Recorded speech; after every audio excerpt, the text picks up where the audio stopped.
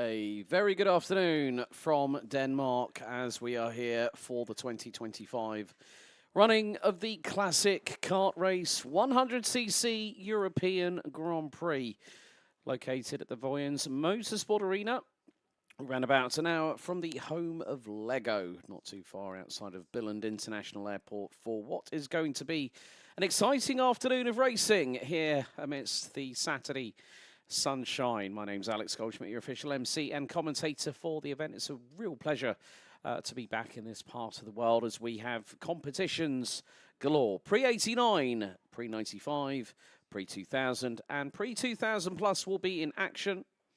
And along with the fact we have karts from the 1960s downwards, also doing some show runs a little bit later on. But, of course, retro karting very much in full effect around the globe. And we've got a host of different representation from Denmark to the Netherlands, Sweden, Germany, France, the United Kingdom, Italy, amongst others. And time qualifying this morning, very, very exciting. We've got a whole host of chassis, including Techno, PCR, CRG, Birrell, Merlin, amongst other things as well. Even Haas, Esprit. We've even got Zipkart, the brand that for many a year was aligned with the late, great Martin Hines. Dino, and we've even in years past had DAP Greyhounds, amongst other things. So the format for today is that we will have respective heats taking place over the course of today. So first up, we're going to have our first Pre2000 and Pre2000 PLUS event. It will be Heat 1 out of 3. And that will be Groups A versus C. Then we'll have the first heat for Pre89, the first heat for Pre95. So for those wondering about the timetable, that is in the link in the description down below, along with the live timing link that you can follow if you are on an iPad or a tablet or a laptop or personal computer. You can click on the live timing link in the YouTube chat. Please don't forget to put your comments into the chat. I'll try and give you a shout out as soon as we can. I mean, Dennis van Handel was very, very eager earlier on, saying, could you start the live stream, please? But the pole position award this year was very, very hotly contested. It did eventually go to the man that won the Pre2000 class for the last few years, a man who actually operates out of this track, Mr. Robert Schlunsen, who back in the late 1990s ran under German nationality, now runs under the Danish flag. Of course, we're going to see... and good to see Joe Scory getting a little bit of love in the chat. He's our current defending Formula A trophy winner from his good lady Hayley, who's watching along. And warm welcome to everyone on the Vojens Motorsport Arena chat. So please don't forget, if you are watching on YouTube, thanks so much for joining us. And please make sure you like, share, and subscribe as far and wide as you can on social media. Big thank you to the team behind the scenes for getting everything up and running. We are going to be doing heats that will be lasting 8 minutes. Then we will be going into the pre-finals at 3:15 this afternoon, local time, barring any delays and stoppages. They will be 10 minutes, and then the finals will be 12 minutes thereof. Now, in terms of the the supplementary regulations, there will be trophies on the cards for all the top 3 in all classes. So that will be Pre89, Pre95, Pre2000, Pre2000 PLUS, as well as the Formula A trophy, which is for the best rotary powered competitor in Pre2000. The pole position award, as I said, was claimed by Robert Schlunsen, who is going to start from pole position. He was the fastest driver with a sub 48.2 second lap time.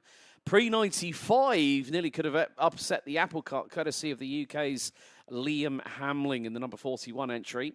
He went in and put a 48.388, and we had to wait until the end of Pre2000 qualifying for Mr. Schlunsen to wind up the wick to the words of Spinal Tap, volume number 11.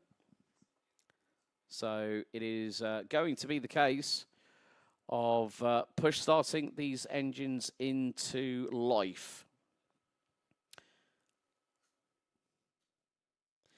So if we were over 40 competitors for Pre-2000, Pre-2000 PLUS, there would have been a B final, but with over 25 competitors here this weekend in Vojens, we will have a flat-out run to the final for all the competitors, and the combined results based on the 3 heats will then determine the grid for the pre-final, and thereby the grid for the pre-final will then determine the grid for the respective finals.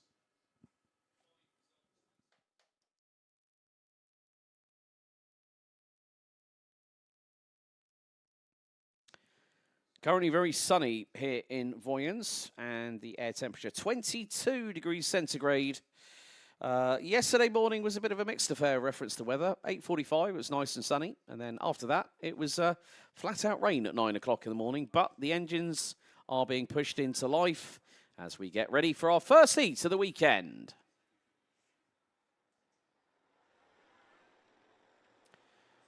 So let's take you through the starting grid. It is going to be Robert Schlunsen on pole position. He will be joined by the number 80 of Michael Engström Christensen. Enrico Gafka will start on the inside of row number 2, joined by Denmark's Nick Madsen on the Tony kart. Joe Scory, the defending Formula A trophy champion on the 171 Birrell, will line up on the inside of row number 3.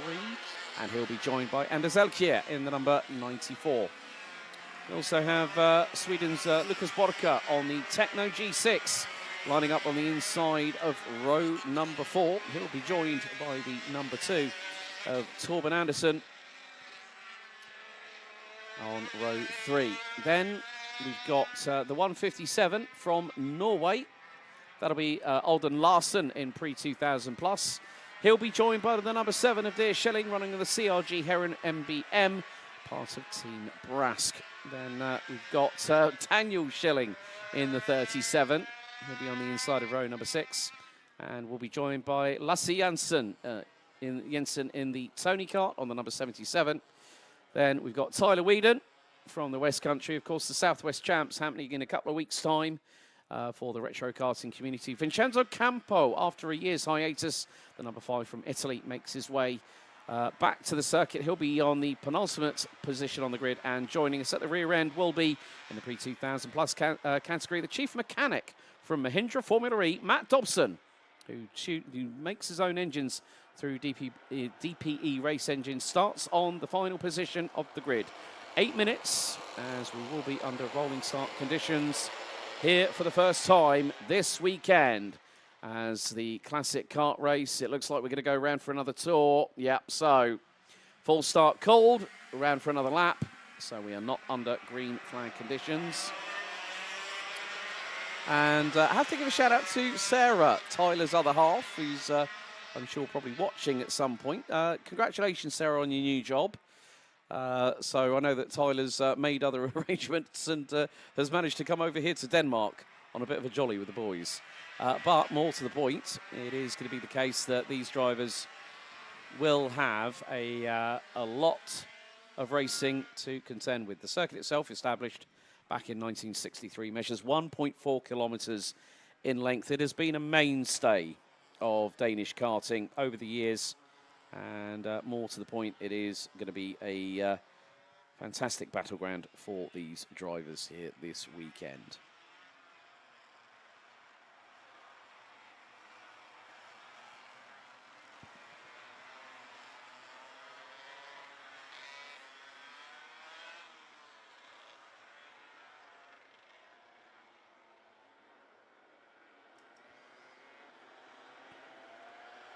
So for the second time of asking, got underway with a little bit of a false start, but we are going to get ready to go racing. The last few drivers at the back end of the field. Get ready as we go racing here for CKR 2025. And already, Schlunsen has just had an attack from round the outside. Michael Engström Christensen managed to get through on the 22, and Schlunsen already down into P3 as we hit turn 3 for the first time. Scory side by side for fifth position, but early doors. Looks like Nick Madsen has moved his way up into P2, but a lightning start from the number 80. Michael Engström Christensen leads the way into French Fry Corner as we head down into the far part of the circuit. Schlunzen back up into P2 past Madsen. Anders Alkier not too far behind, but is becoming the cork in the bottle, so to speak. But it was side by side between Enrico Gafka, I believe, who I think now is in fourth. Joe Scory fifth. Anders Alkier should be rounding out the top six as a commanding lead after the opening tour. We have, courtesy of Michael Engstrom Christensen, who has a lead of 1.3 seconds. Schlunzen has been a winner in Pre2000 over the years, but maybe this could be the year that the apple cart gets upset, and it's happened early. So down into turn number 4 goes the race leader, Schlunzen in P3, Elkier P4, Gafka, Scory, Borka, Larsen, Madsen, Anderson and Jensen rounding out the top 10. And at the moment, well, Alden Larsen is the highest place of the Pre2000 Plus carts in the 157, the man from Norway. But good work by Matt Dobson. He's already up from 15th, now runs P12.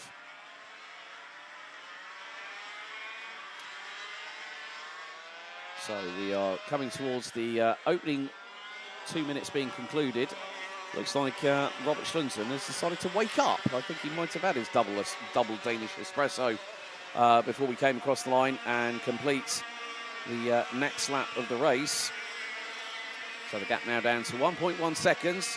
Anders Alkier, Enrico Gafka completes your top 4 as, cheeky move there by Enrico Gafka through at turn number 3. Got through on Anders Alkier, the driver from Denmark on the Tony Kart. And look at the scramble behind. Scory leading a train. There's the number 14 of Nick Madsen trying to get through, possibly on the Swede, Lucas Borka in the 45. And that bright yellow Techno G6 with a Rotax DSE, or it's the Vortex VR95 with Baroni 30mm carburetor. But Schlunzen is closing that gap. We're about to complete lap number 3, but Michael Engstrom Christensen is leading the way quite considerably at the moment. And he's trying to pull a gap on Schlunzen. At the moment now, the gap is 0.9 of a second. Gafka P3, Elkier, Scory still holding station. Well, he was holding station. Now he's going to try and fire it up the inside through turn 2. He had Borka Madsen in front of him. So Scory trying to fight back, dive to the inside. That was Torben Andersen through on Auden Larsen, I believe, or it might have been, no, it's Borka. My apologies there, the number 45. Can't exactly miss that bright banana yellow submarine that he's got. But still, to the point that Robert Schlunzen, fastest lap of the race, 58.567. Fastest recorded lap of the event in its history. Sandro Mara, back in 2023, 3 years ago. 58.11 seconds by the Italian, who at that point was a guest driver of Team Brass. Last year, the team had 3-time world champion in karting, Lorenzo Travisanuto, joining the grid. But we still have a little bit more time to run. Lap 4 underway, and Schlunzen has got that gap down to less than 3/4 of a second. Engstrom Christensen still leads. Enrico Gafka holding on to P3. There's someone's got a bit of running a little bit slowly. Now, Dear Schilling might have had dramas in the race, possibly dramas, and that's the 37 of Daniel Schilling peeling into pit lane. So, Daniel and Dear Schilling get not exactly off to the greatest start. Let's be completely truthful here. Real shame for the pair of them. Nevertheless, it is still a bit of a train. There's a cork in the bottle, so to speak, a little bit further back. So Jill Oakes saying, good luck, Joe, Mum and Dad Oakes. Great to hear from them. Glad to see you all watching along for the festivities. And look at the scramble. Oh, my goodness me. Fourth has become fifth. That's Nick Madsen was in 5th place. So gap now down to 0.4 of a second. Look at the battle here. And that is being led by, I think that might have been Alden Larsen, possibly. So there you've got Schlunzen, who's closed in onto Engstrom Christensen for the race lead. Now they're going to go down in towards turn 7 very shortly through what's called French Fry Corner. There's a little bit of a bump there that you can sometimes see that they might get a little bit of air. Into 8, now into 9. So, yeah, through 7, now into 8, now into 9. There's a bit of a deceptive bump through that 90 right, but Schlunzen is now putting the frighteners on Michael Engstrom Christensen, now through into turn 11. So Schlunzen might get the slipstream here, coming out of the final corner at turn number 12. So we are 5 minutes and 50 seconds into this 8-minute heat. And Schlunzen, when will he pull the trigger? He got mugged at the start, let's be honest with you. But that is just part and parcel of the racing. And, well, you can see here that Torben Andersen is the cork in the bottle. He's got Borka, Larsen, there's Scory in the 171 at the back end of the train.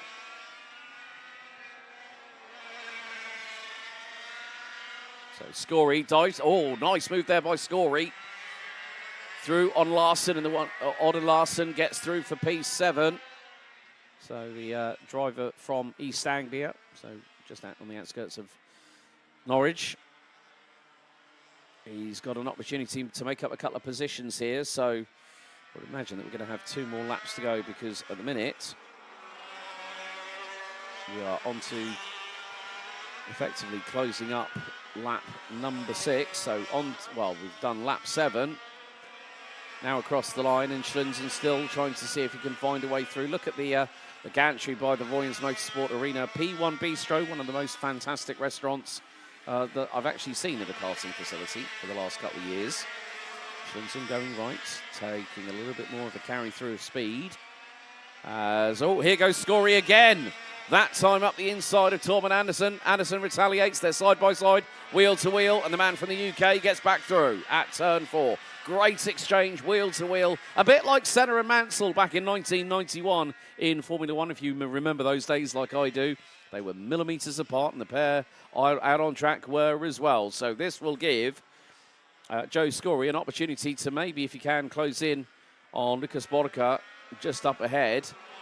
But in the meantime, Enrico Gafka has been closing in on Robert Schlunzen. And Darren Potter saying, go, go, Joe, from all at DPRD. Great to see many people getting active in the chat. So the more likes, the more shares. Oh, opportunity came knocking for one driver. But I would imagine that next time around, we will have the checkered flag, as we have gone 8 minutes. And look at the gantry again. Absolutely filled to the rafters. And here goes up the inside again, Joe Scory. And it's 3 wide coming out of turn number 3. Scory to the inside. Andersen gets through on Borka. And here goes Alden Larsen. Hip check for the number 45. And that was a rapid fall from grace as they go through in towards turn 7 and 8 for what will be the final time. Joe Scory using assassin-like precision to get his way through up into what is 5th place on the road. But it is going to be the checkered flag for Michael Engstrom Christensen, who takes the victory in the first heat of the weekend. Heat A versus C ahead of Robert Schlunzen. Enrico Gafka takes P3. Anders Alkier 4th, 5th. It could be a run to the line. It could be a photo finish. And it's Scory that takes it ahead of Torben Andersen. They were millimetres apart at the line. Alden Larsen takes the win for Pre2000 PLUS in 7th position. Lucas Borka, great work by Tyler Whedon, making his way up to 9th from 13th on the grid. Nick Madsen, Lasse Jensen, Vincenzo Campo, and Matt Dobson rounding out the finishers. Unfortunately, Daniel Schilling retiring from the race, and Dear Schilling not even making the start. But there you go. Michael Engstrom Christensen puts the cat amongst the pigeons, which means Robert Schlunzen, you've been put on notice. Engstrom Christensen wins the first heat of the weekend.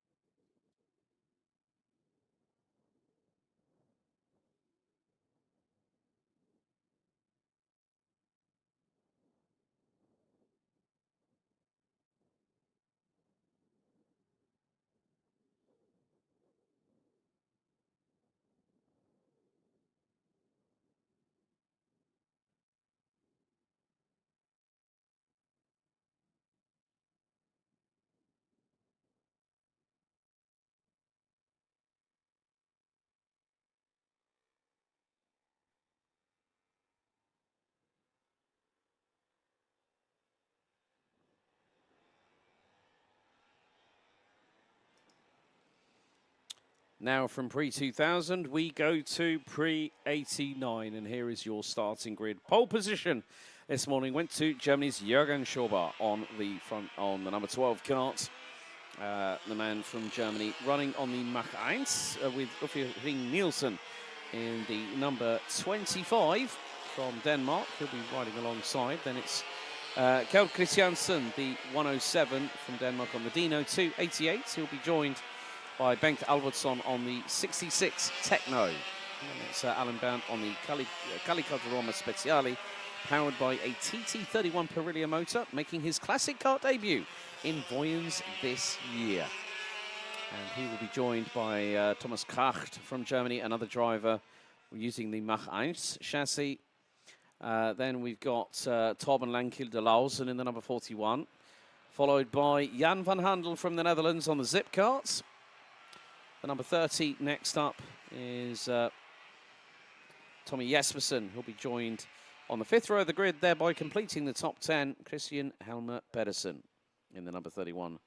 Bertold Bermel in the number 100 starts 11th from Germany, ahead of Gunther Leineborg in the number 28 from Denmark, running on the Cali karts. And then we've got Guy Lagarde from France on the MS kart, the number 95 entry. Rounding out the grid will be Chantal van Andel from the Netherlands in the number 63. She'll be piloting the Techno.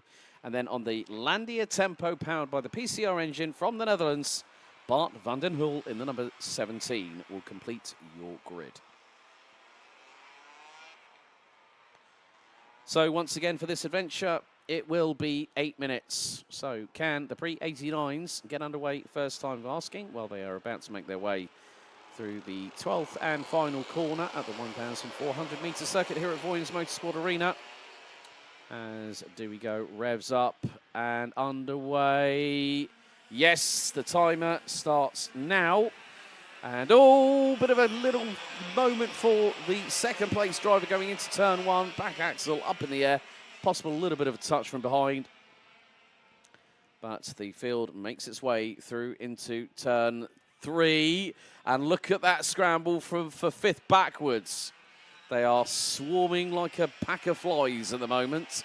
Some drivers getting a little bit adventurous around the outside, that including, well, Bart van den Hul is getting a motor on the Landia Tempo. He's definitely picked up the tempo as the man from the Netherlands. Had a chat with Joos van den Hul, who's with us here this weekend doing some of the demo runs.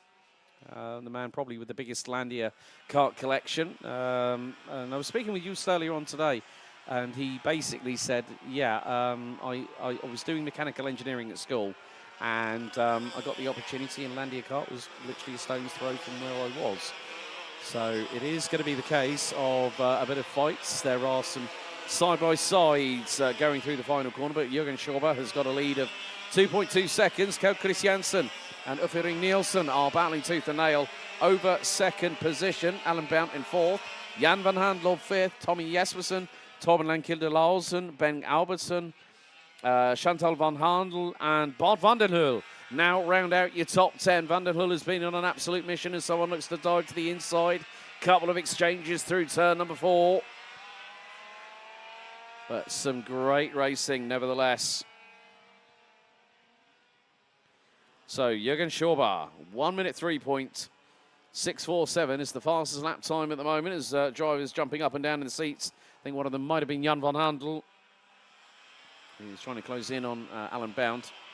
But look at the lead. Jürgen Schober, the man from Germany in the number 12, fires it through turn number 12 itself. As Kjeld Christiansen, Uffe Nielsen, Alan Bount, Jan van Handel et al. Are closing in. Schober's lead after the opening 2 laps is a whopping 3.7 seconds and climbing. Ring Nielsen, Christiansen, Bernd van Handel. It is very, very close. 1.3 seconds covers 2nd to 5th. As that is Chantal van Handel, I've just seen there in the number 63. She's currently running P8, but a dive to the outside. Oh, that's on top. That was an opportunity there that she did not take advantage of. And Bart van den Hul just mugged a pair of them through at turn 4. And the Dutch now flying on the Landia Tempo up to P7. Great move there by the number 17. He's definitely got his elbows out and sharpened. Meantime, well, Jürgen Schauber is just comfortably, quietly getting on with the business at hand, and nearly three. Chantal van Andel goes up the inside, makes up a position into turn number 12. And she mugs Bart van den Hul for 7th position. So the number 63, the lady from the Netherlands on the Techno chassis, now looking for an opportunity to get through. This is going to be a chance for another. Oh, and Bart van Hul up on over the back of the number 30, Tommy Jespersen. Oh, dearie me, that is not exactly what you want now with the Pre89s. Now, this is before we had the introduction of front bumpers and side pods, so the drivers are very, very heavily exposed. So all you see are the number plates on the front and the rear of the vehicles.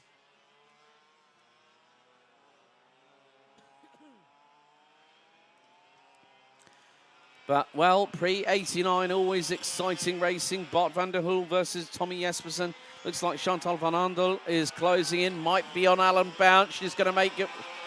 She was looking up the inside through at turn number 12. But Jürgen Schauber, well, what can you say? With over half the race gone, has got nearly a 6-second lead at this particular moment in time.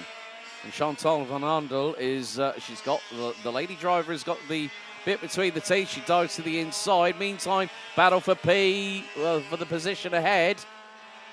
And that is 107 versus 84. So I think that was Jan van Handel getting through. And into French Fry corner. Chantal van Handel gets through on Alan Bound. So changes afoot. The Van Handel family showing a clean pair of heels, or in the words of Tom Coronel, they're making everyone eat their dust at the minute. And some great battling up and down the order. Looks like Chantal van Andel has made it up into 4th place, possibly.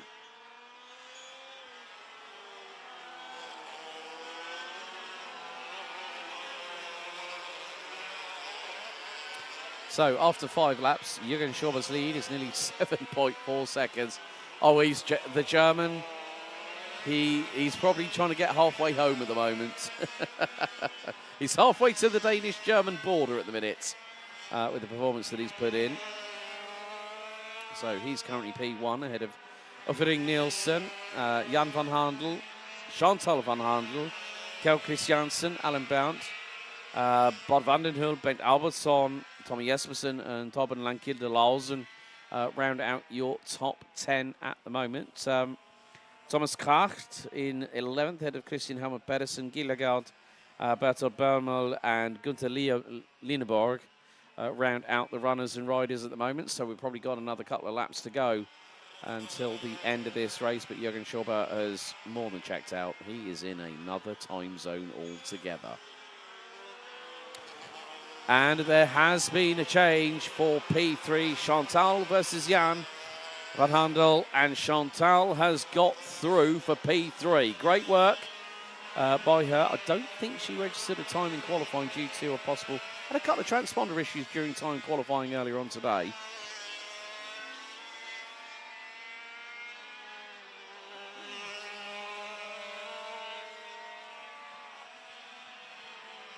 But we are coming towards the approximately the final minutes of this race so far. As very shortly we'll be getting underway with our first Pre95 heat of the weekend. Oh dear, well, Uffering Nielsen might have company very shortly if he's not very much careful. And there is Chantal van Andel in the number 63. Up, nearly looked up the inside of the final here. Pit at turn number 11. Could she look for the move here into turn 12? Discretion being the better part of valor. Looks like we're going to be going on to pretty much our last lap of the race, as we are fast approaching 8 minutes. Chantal van Handel closing in on Uffering Nielsen through at turns 1 and 2. Now she has found that turn 3 is a sweet overtaking spot, and at this point does not decide to dive to the inside, but they're nearly wheel to wheel coming out of turn 3 into 4. Van Andel holds her nerve and steadies the line. A bit further back. Some good battling. And new fastest lap of the race, Chantal Van Andel. 1 minute 2.403. And now through turn number 7. She's got through. Chantal Van Andel started 14th, now P2. If that's not calling it scything through the field, I don't know what is. But a great performance from the lady from the Netherlands.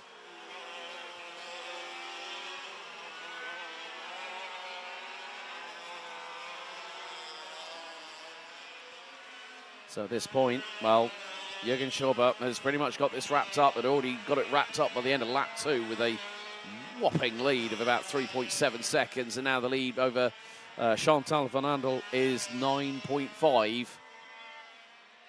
So very soon, our leader will be making his way into the final sector here at the circuit at Vojens Motorsport Arena.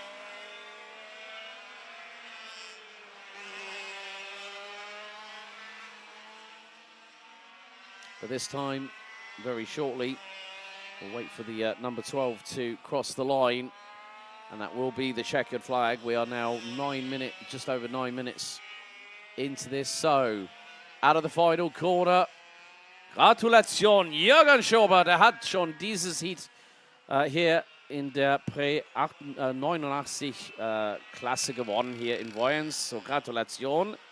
So Jürgen Schauber takes the win by 8.9 seconds ahead of the fast-charging Chantal Van Andel from the Netherlands. Started 14th, finishes P2. Uffering Nielsen, P3, ahead of Jan Van Handel. Bart van den Hul started from the last position on the grid, made his way up to P5 at the end of 9 laps. Kjeld Christiansen, Alan Berndt, Tommy Jespersen, Bengt Albertsen and Thomas Kracht round out your top 10. Just waiting for a few more runners and riders to cross the stripe. Torben Lankinderlausen, Gillagard, and then we've got the likes of Christian Helmer Pedersen, who will be across the line in 13th, ahead of Bertold Bermel and Gunther Leineborg, rounding out your 15 strong runners and riders.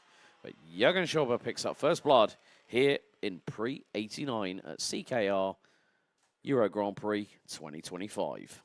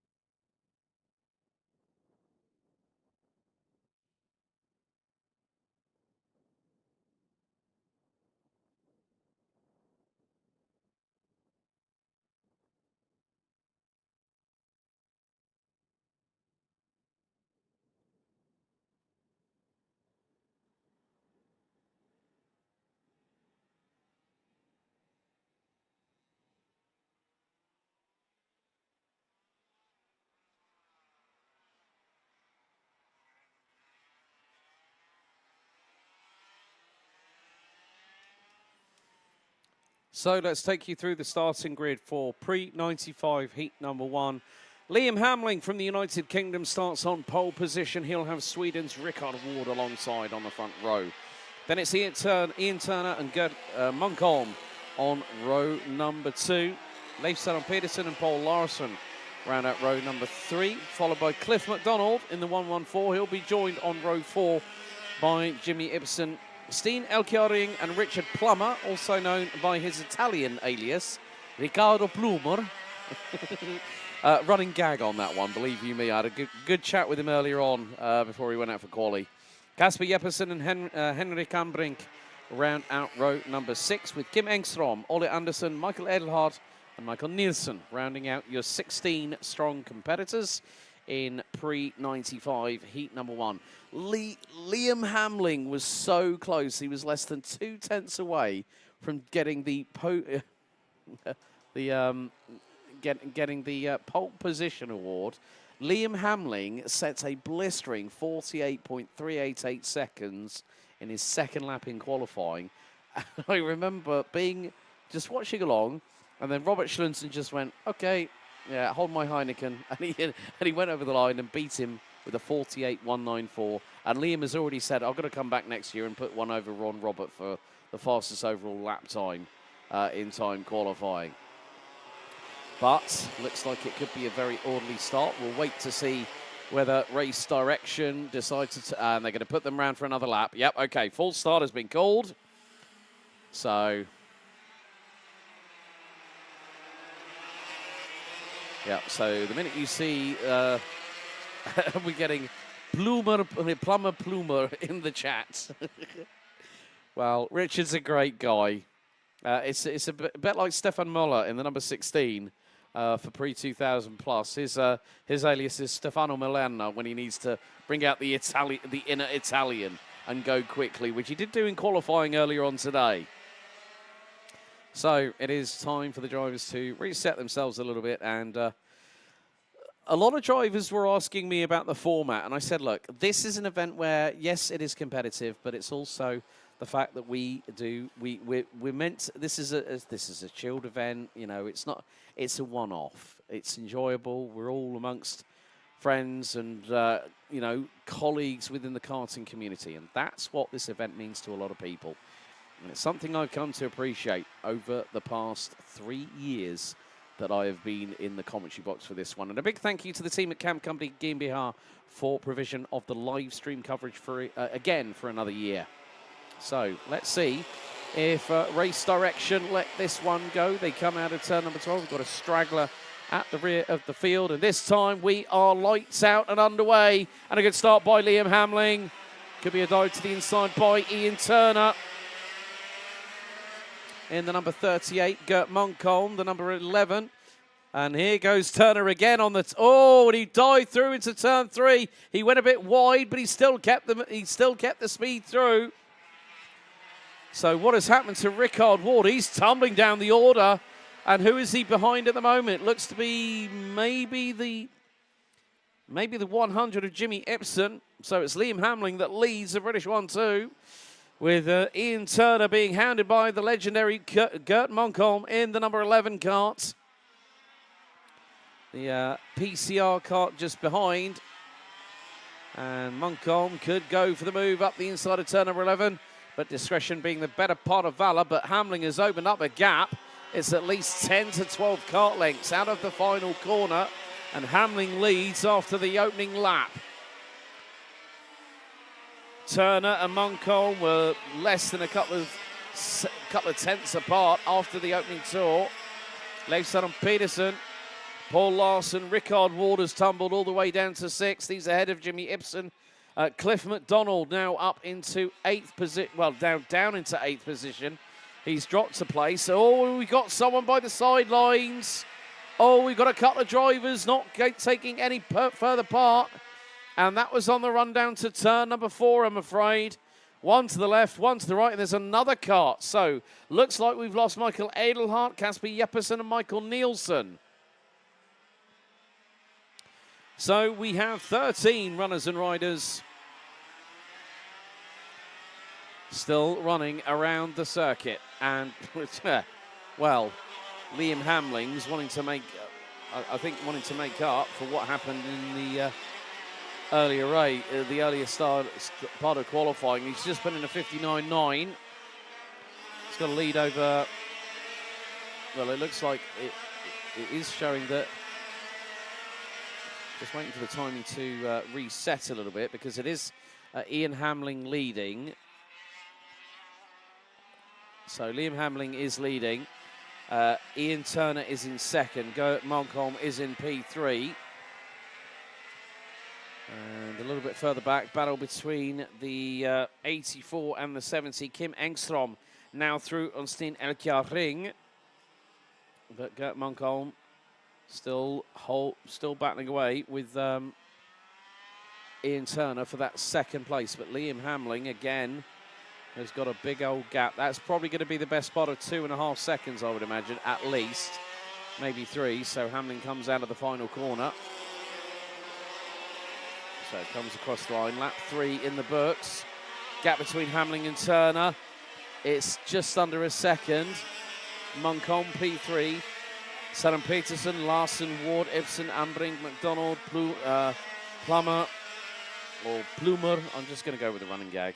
Ricardo Plumer is the 107 is currently in 10th place, ahead of Kim Ekstrom, who got past Steen Elkjaer Ring, and Ole Andersen is the last of the drivers still running. So Liam Hamling doing a sterling job at the moment, leading the way. So we have just over 4.25 minutes remaining of this first of the Pre95 heats.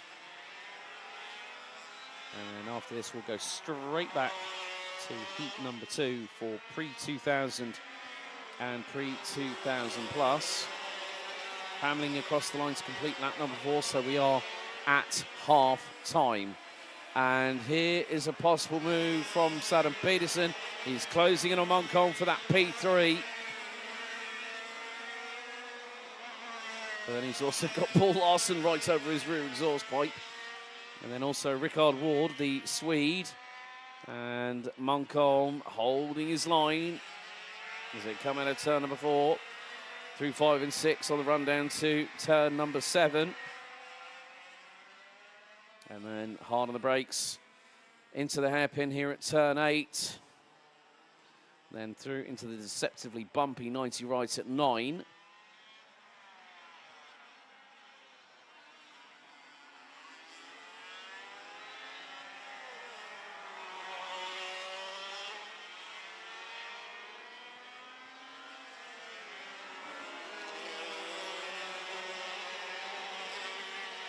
So 5 minutes down, 3 to go, and Hamling has got a lead now of 3.4 seconds. Ian Turner now really starting to pull away from Gert Monkholm. In the number 11, Leif Sanon Petersen, Paul Larsen, Jimmy Ibsen. Round out your top 6 head of Cliff McDonald, who's now back in the position where he started. But Sanon Petersen closing in on Monkholm again for that P3. How much longer can the number 11 hold on to that 3rd spot on the field, as everyone else makes their way through turn 4, and then through into 5, 6, and then into 7.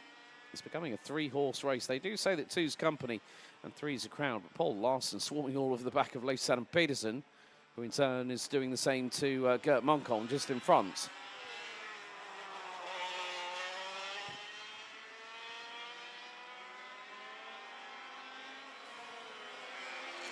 Could be a possible change, and there is a change. Right, Leif Sanon Petersen was just mugged for 4th position by Paul Larsen, as Leon Hamling now has a lead over Ian Turner of 4.7 seconds.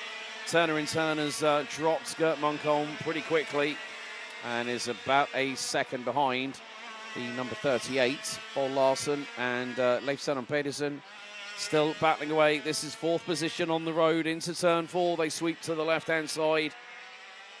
And then a little bit further back, you've got Cliff McDonald, who set a personal best in the race of 1 minute .791 for the 114 from the UK. And Gert Monkholm, oh, sideways under braking. He got through on Ian Turner. Now, what's happened with Turner? Is Turner starting to suffer with a mechanical issue of some kind. There is a possible bit of trouble in the water for the number 38 on the Tony Kart. The Tony Kart Esprit that he's got, but Gert Moncombe was sideways under braking, and now we are pretty much going to be, I would say, close to finishing, but slipstream for Ian Hunter, and he gets through by millimetres on Gert Moncombe at turn 1, retakes that second position. Meantime, Jimmy Ibsen looking up the inside of Leifstad and Peterson going into turn number 3.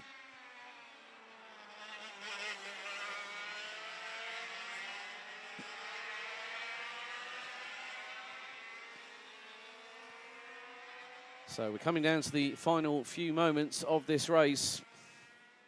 And Liam Hamling doing a sterling job. Gert Moncombe again up into P2. And this time, Paul Larson gets through as well.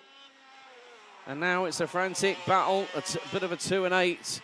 And Gert Moncombe becomes the second place cork in the bottle, so to speak. He's got Paul Larson behind him. Then it's Ian Turner, Leifstad and Peterson. And then also Jimmy Ibsen, I think, has joined the back of the train. So last lap is underway. And here goes Ian Turner, late on the brakes into turn 1. Carries the speed through with good modulation of the throttle. And takes P3 back from Paul Larson. Is he going to go for the double here at turn 3? Not quite.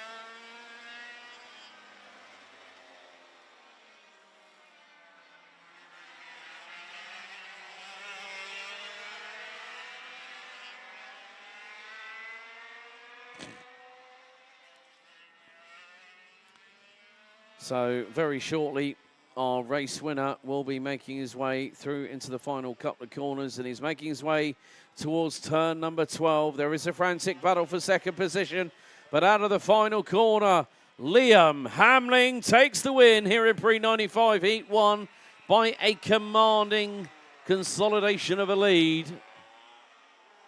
Who's going to come around the final corner into turn 2? It's Gert Moncombe. Moncombe holds on for second. Turner takes P3. Larson, Ibsen and Pedersen ran out your top 6. Henrik Ambrink beats Cliff McDonald to 7th.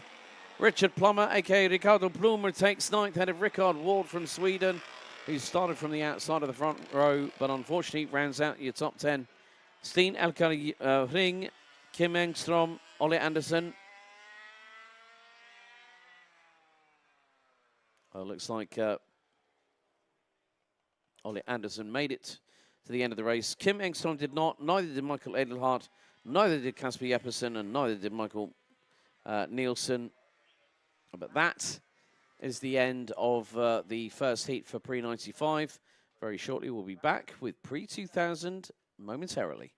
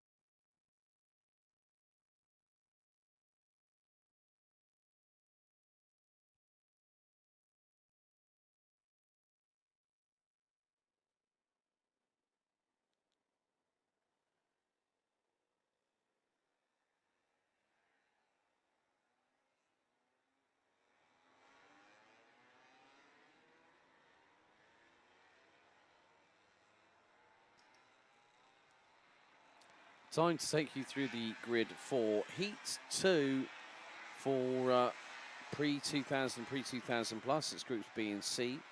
Jonas Willitsen will be joined by Heat 1 winner Michael Engstrom Christensen on the front row, Tom Pegram, and Nick Madsen from the UK and Denmark expects to line up on row 2 ahead of Alan Hansen and Anders Alkier. Stefan Muller and Torben Andersen round out the top 8 positions. Ahead of Mogens Marquardt in Thanai and Deer Schilling. With Peter Klingenberg, then we've got Lasse Jensen, Alexander Matauna, Vincenzo Campo, Henry Kaga. We've got Peter Klingenberg starting 16th and Lasse Rolligid starting from the back of the grid.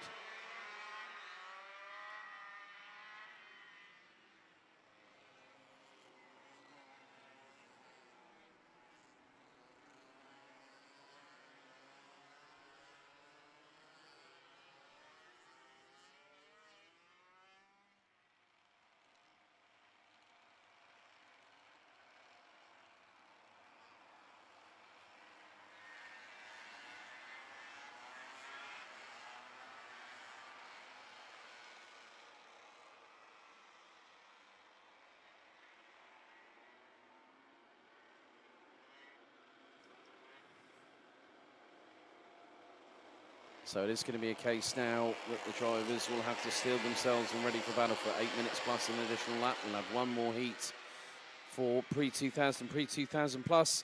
As we go, revs up, lights out, and we're underway. Good start from the outside, the inside of the front row by Jonas Willitsen.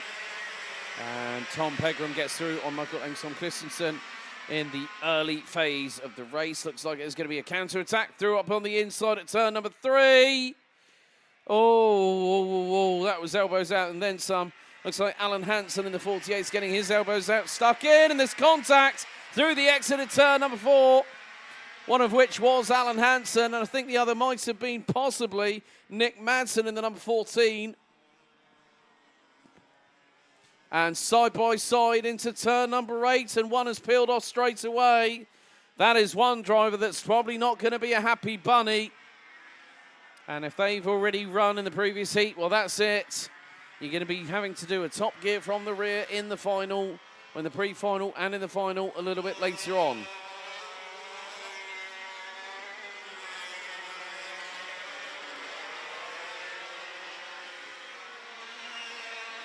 So Jonas Willitsen leads the way. Oh, that's Torben Andersen getting really, really feisty through turn 1, makes up a position. So at the moment, it's Michael Engstrom Christensen chasing down Jonas Willitsen, Tom Pegram, Billy Nomates in P3. Nick Madsen nearly had a fright up his inside, and that would have been Torben Andersen.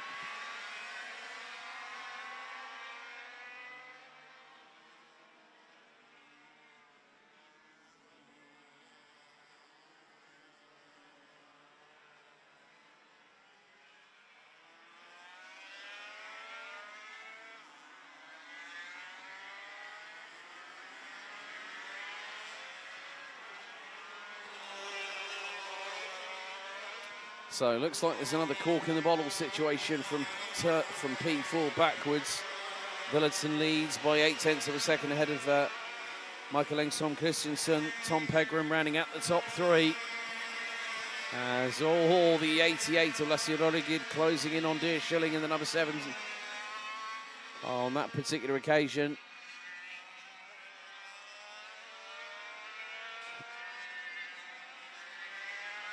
There's still some great battles up and down the order here in this second qualifying heat. Stefan Muller in the number 16 is the best placed of the beard that we talked about a little bit earlier on.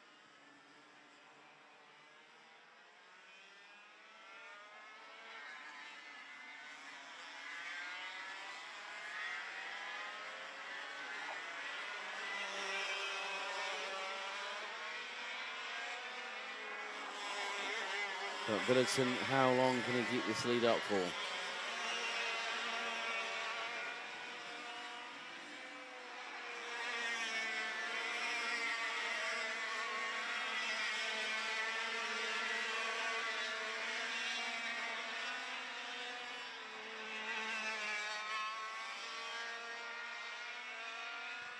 So Jonas Vladsen continues.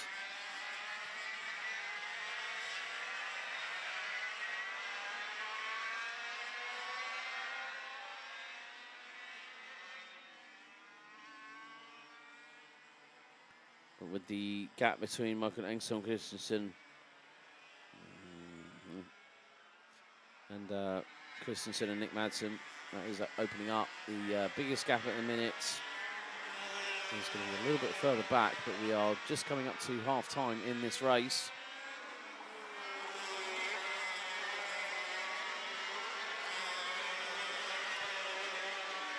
So, looks like there has been a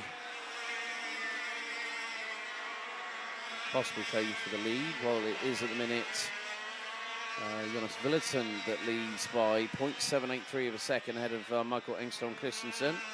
Tom Pegram, Torben Andersen, Stefan Moller, the highest of the Pre2000 PLUS drivers, not too far ahead of Danish compatriot Lasse Rolligid. Deer Schilling in 7th.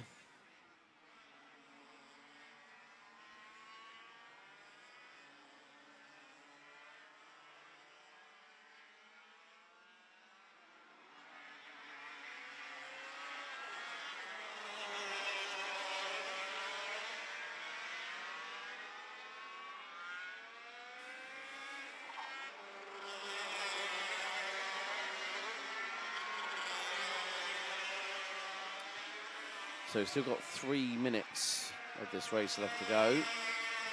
Those three just going through shot tightly packed. So these three as well.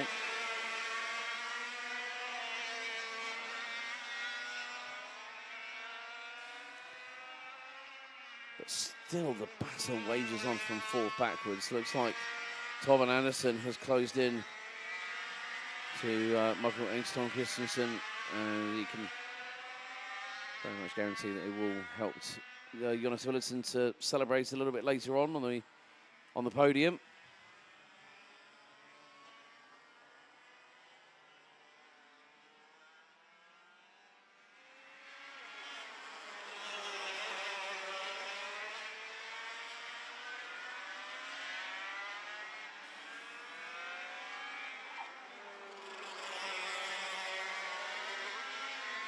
So final 2 minutes in progress at the moment. Sunshine beating down on the circuit from the skies up above. Very interesting, we had a reddish full moon last night, and then as soon as it decided to jump into the upper atmosphere, the moon turned brilliant bright white. Whether that's actually got people to have the fire in their belly, or they've become a werewolf underneath their race helmets, who knows? But, and there is someone driving into pit lane. That is Kart 77. And unfortunately, that is going to be, I think that is Lasse Jensen, I'm afraid. Tom Pegram looks like we lost him on lap 4. And so the timer next time around will pretty much have expired.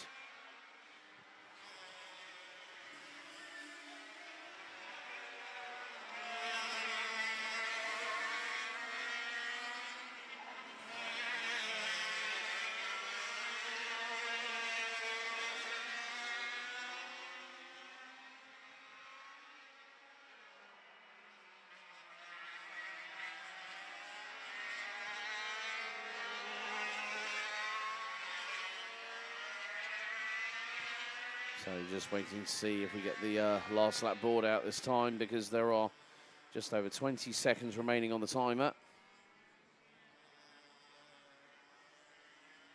So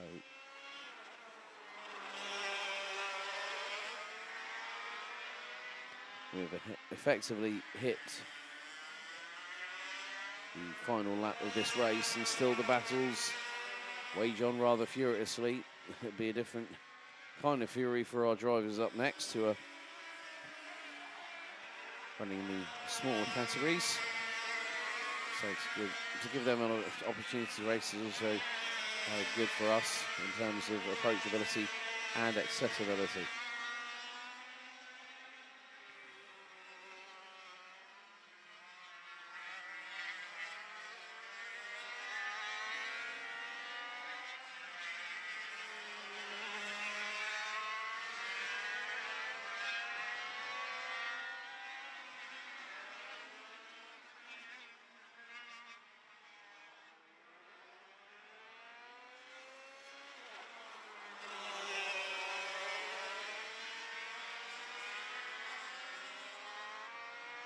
So the checkered flag has fallen for the race. Jonas Villerson picking up the victory here in heat number 2 out of 3. Well, just over a second from Ekström Christiansen. Torben Andersen, Stefan Möller, Nick Madsen, Dear Schilling, Lasse Rolligid, and then we've got Marcus Internight, Alan Hansen, Alexander Materma, Henrik Hager. Henrik also had to say a big thank you to him for giving me some work in the intermediaries to do. Lasse Jensen, Tom Pegram, and Perkins Salden made a 59.972 on his 4th lap, with the Kampar and Elkier unfortunately eliminated from the race itself.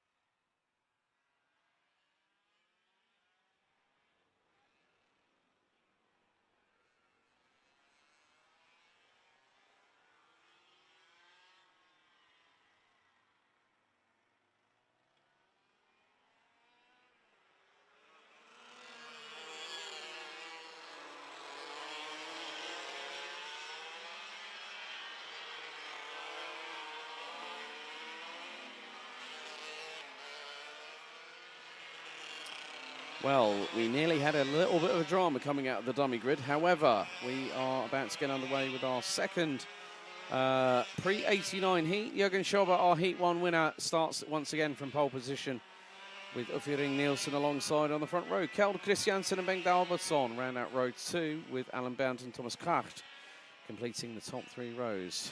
And Tobben Lankilde Larsen and Jan van Handel round out your top 4 rows. Ahead of Tommy Espersen and Christian Helmer Pedersen completing the top 10. Bertolt Bermel, Gunther Leineborg, Gila Gaud, Chantal van Handel and Bart van den Hul round out your 15 strong competitors. Obviously Van Handel, as in Chantal, made her way from 14th to 2nd at the end of the previous heat. And once again, we'll have 8 minutes on the timer. And then after this, we will have our second heat, second and final heat for Pre95. We'll then have the final heat of the event at 2:45 p.m. approximately. We are pretty much running to schedule at the moment. And then we'll start the pre-finals at 3:15 this afternoon. But look at that.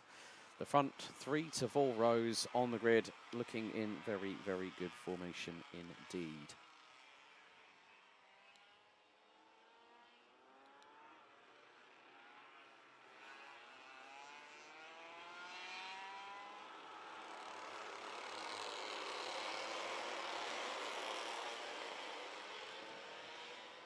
So they are going to put them around.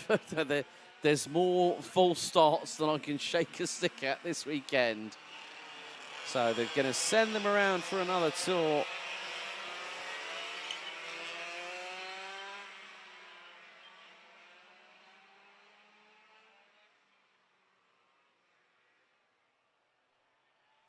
Of course, all results called by myself here in the commentary position, just underneath the at the bottom of the timing tower. So big thank you to the team. Reference the live timing. The link for those wanting it, it's in the chat. The pinned message at the top of the chat itself. So in the first heat, Jürgen Schober won by 8.9 seconds. Ahead of Chantal van Handel, who made her way from 14th on the grid to finish P2. Bob van den Hul also made up a big amount of places. Double digits for the Dutchman on the Landia Tempo chassis. So we are set and ready under starters orders once again.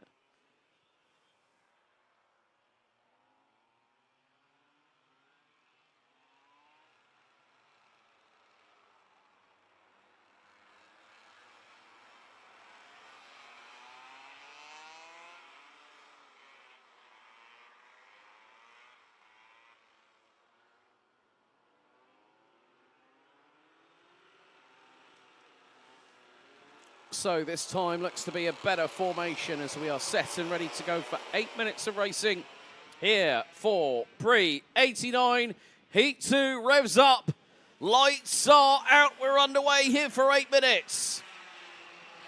And once again, Jürgen Schober makes it through T1. Oh, we've got one off. And I think that's Bob van den Hul in the number 17, but there was someone who spun around at the opening corner. Dramas within the first few 100 meters of the circuit, but Jürgen Schober is pulling away rather rapidly, just like he did in heat number 1 earlier on today. So, oh, that is not a great sight to see. Didn't quite catch the number, unfortunately. But Jürgen Schober starting as he meant to go on. Not yet completed. 1 lap. We will do probably in the next 25 to 30 seconds. But Jürgen Schober has already amassed a little bit of a healthy lead so far. Side by side by side through turn 11 into 12. And I cannot believe my eyes. Chantal van Handel in the opening lap alone is now up from 14th on the grid, and she's P4. Oh, we've had another drama at turn 1. So we've lost, I think, Gunther Lieneborg was the driver, I think maybe pushed himself into pit lane. Tommen Lankilde Lausen and Tommy Jespersen look to be out. So we could have another casualty in this early moment of the race. Meantime, there is a tooth and nail battle happening coming through out of turn 9 in towards 10. Chantal van Handel is at the back end of it. Jürgen Schober last time around had a 2-second advantage. Has anyone got the Jaws music? Because this is probably the music that would be quite appropriate right now, alongside a certain Jürgen Schober. Ufferding Nielsen, Alan Bount and Chantal van Handel round out. Well, no, Alan Bount has lost out to Chantal van Handel. Jürgen Schauber again after 2 laps has made it a 3.6 second advantage. And Van Handel now has clear air and she can start chasing down Jürgen Schauber, another female, another fast lady driver. Michael Alm, okay, well, enjoy the horse racing at Gotland. We'll hopefully see you next year for 2026. Mia Bach-Pedersen was another driver that we had. I think she ran in the Pre95s for the last couple of seasons. Great young lady racer, very, very quick when given the opportunity to showcase her prowess on a Pre95 in years past. But again, it's just one of those things that it can happen.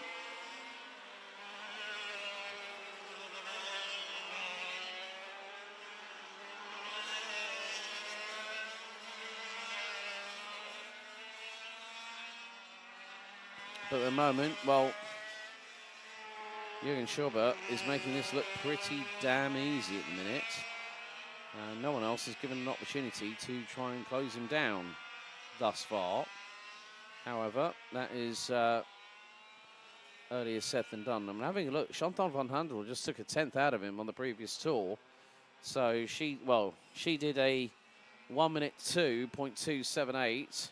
Schauber 1 minute 2.374. Now Chantal van Handel has got clean air. She can go and start chasing. Meantime, Jan van Handel in the 84 closing in on Uffering Nielsen.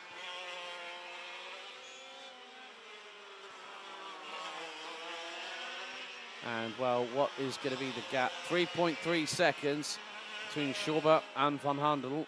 This is the battle for what will be P3 on your screens. Now P5 as...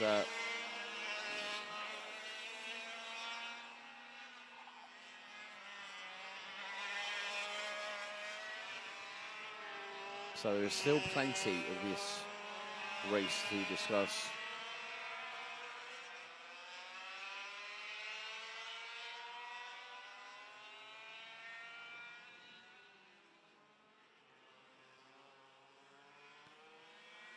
Now, in the meantime, we are coming up to 3 minutes to go in this race, and I can honestly see that if Chantal van Handel did not, I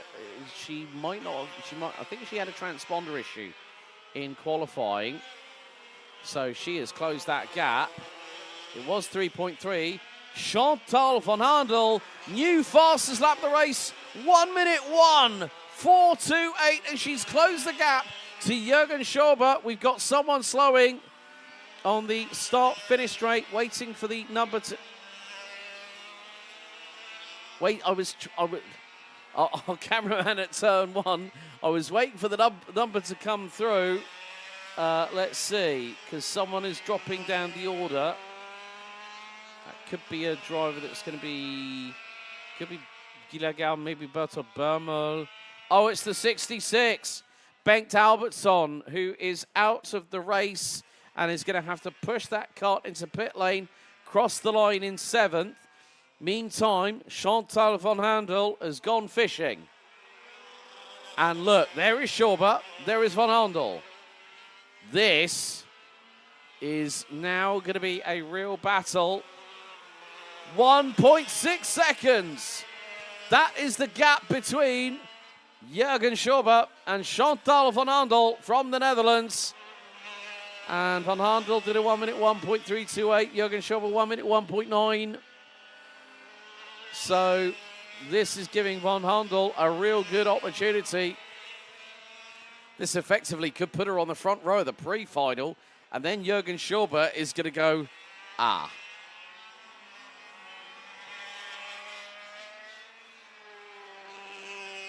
So Jürgen Schauber leads, ahead of Chantal van Handel. Jan van Handel rounding out the top 3.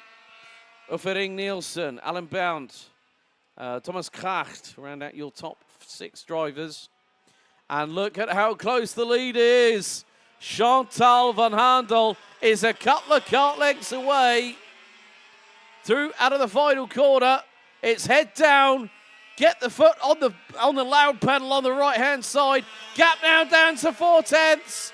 Chantal van Andel is absolutely she's tearing into that massive lead that Jürgen Schauber had. Jan van Handel a further 8.6 seconds back.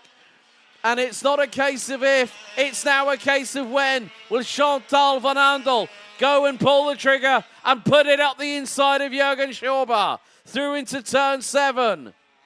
Now into 8. Van Andel nearly thought about it. Out of the hairpin into 9. I think she's going to wait until the start-finish straight, because we next time round will go on to our final lap. She stuck her nose up the inside at turn number 11, and here she goes, Van Andel for the lead. Through the final corner, Chantal van Andel versus Jürgen Schauber. Schauber back up the inside into turn 1 on the final lap of the race. This is brilliant. This is what we want to see. And in the Pre89 class, Jürgen Schauber, I'm sure, probably about 3.5 minutes ago, thought I might have this wrapped up and be on pole for the pre-final. But Chantal van Andel is the difference maker. And this is where it could be very, very different. Expect a run to the line like a drag race as Van Handel looks up the inside at 9. Schauber shuts the door. But what a comeback from 14th on the grid. She was P2 by the end of lap 2 and then went hunting. Now into turn number 12 for the final time. It's going to be a run to the line. Can Van Andel get a head down? No, it's Schauber. Schauber by 2.8 tenths of a second takes the win. Ahead of Chantal van Andel. Jan van Handel will take P3 in the number 84. Uffering Nielsen in 4th. Alan Bount in P5. Thomas Kracht will come across the line very shortly to finish in 6th. Christian Helmer Pedersen will be next up to come across the line.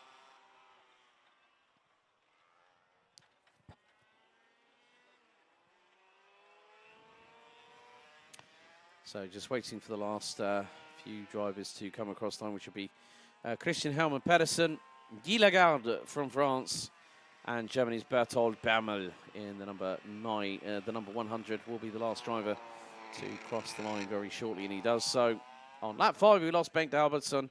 Lap 2, Kjell Christiansen. Bart van den Hul on lap 1 with Torben Lankilde Larsen, Tommy Jaspersen, and Günther Leineborg, unfortunately out very early in the race. But Jürgen Schauber does the double here in Pre89.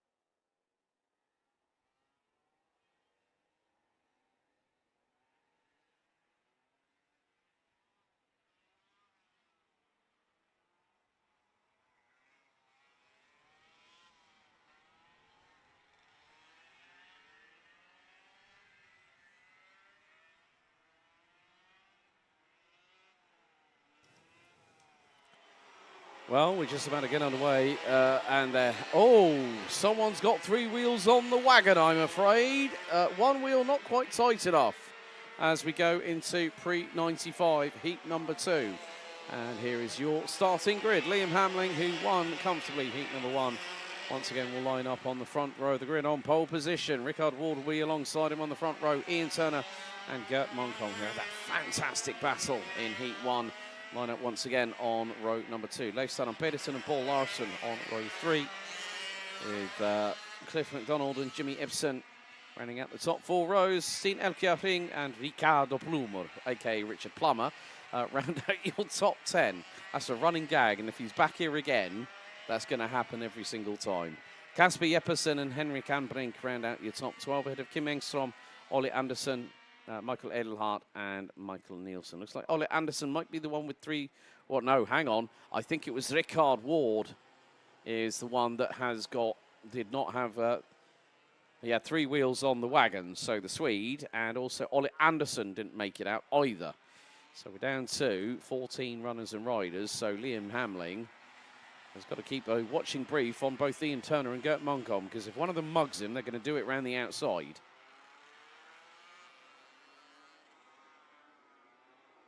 So after this, we'll have 1 more heat to go, and then we'll have a little bit of a breather, some show runs for you all to watch, and then we'll be back with the pre-finals and the finals for classic kart race 100cc European Grand Prix as we are revs up and lights are out. We're underway. Gert Moncomb takes the lead, but Liam Hamling late on the brakes.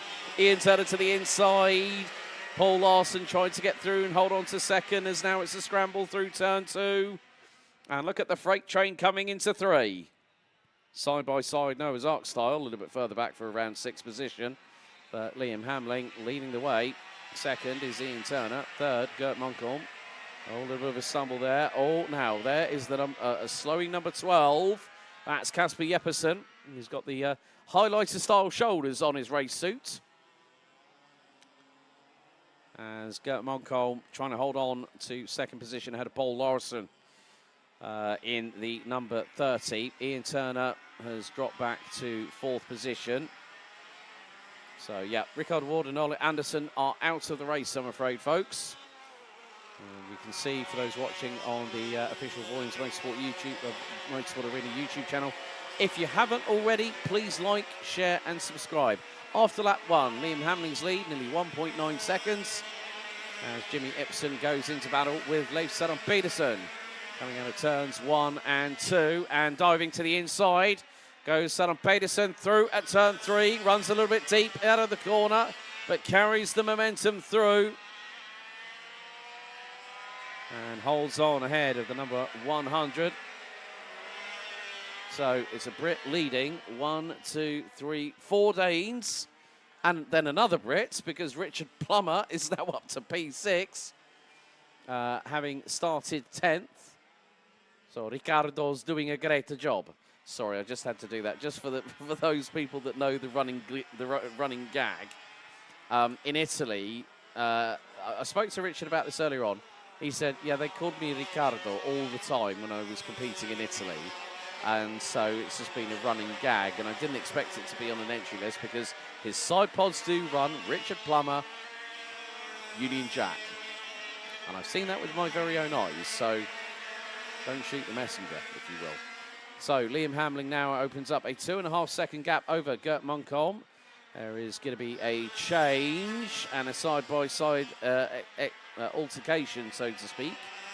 That was between Jimmy Ibsen and I think possibly maybe Henrik Anbrink in the number 147. Oh, and Michael Edelhart, I think, has just retired. The number 40 from Denmark is out of the race, helmet off, and out of the kart, more to the point.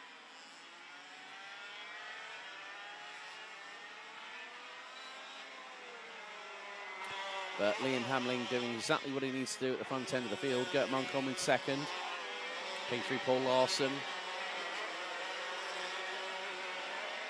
And across the line, Leif Pedersen, Jimmy Ibsen, Henrik Anbrink, Richard Plummer, Kim Engstrom, Steen Elkjæring, Stuart guess it's all about the plumer. Oh my God, the gags are going to come in. It's all about the bants, isn't it? So, 3 Brits in the top 10, rounded out by Cliff McDonald, the 114. The top 10 covered by just under 8.7 seconds. And after this, folks, well, we've got one more heat for Pre200, Pre2000 PLUS. So Liam Hamling on course at the moment as we have completed 4 minutes of this race. So 4 minutes to go. There is a little bit of a battle. That is Paul Larson versus Leif Sand Pedersen. And will the 32 dive to the inside at turn 1? No, thinks better of it, waits for the opportunity to present itself. Goes a little bit wide on acceleration coming out of turn 2 into 3.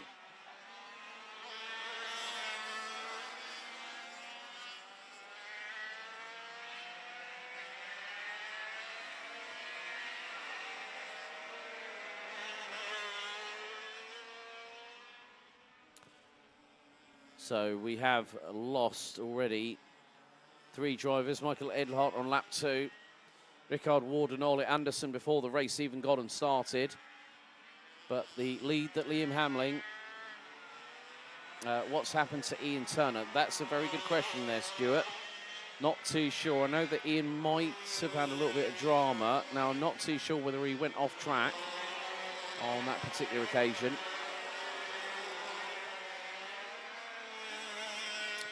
As could this be the move? Leif Sand Pedersen, the back end, squirming to the left under braking, like literally just flat, hitting the pedal hard, and he's looking to the inside again on Paul Larson through out of turn number 3. Looks to dive to the inside.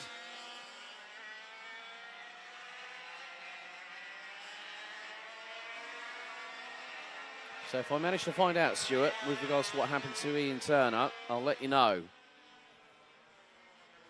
But at the minute, as things stand, Liam Hamling, he's definitely made an impression this weekend.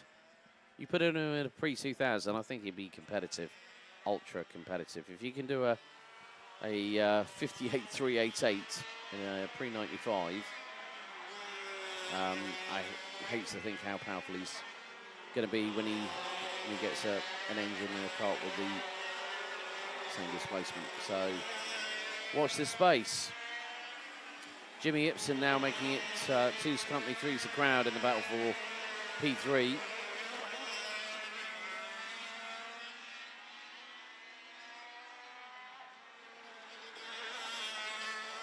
And another new fastest lap of the race by the race leader, Liam Hamling, now 5.6 seconds up the road. His last lap time, 59.268. Gert Munkholm, 5.6 seconds adrift. Gert is running on his own. Paul Larson battling away with Leif Sand Pedersen. And Jimmy Ipsen for P3. Well, for P3.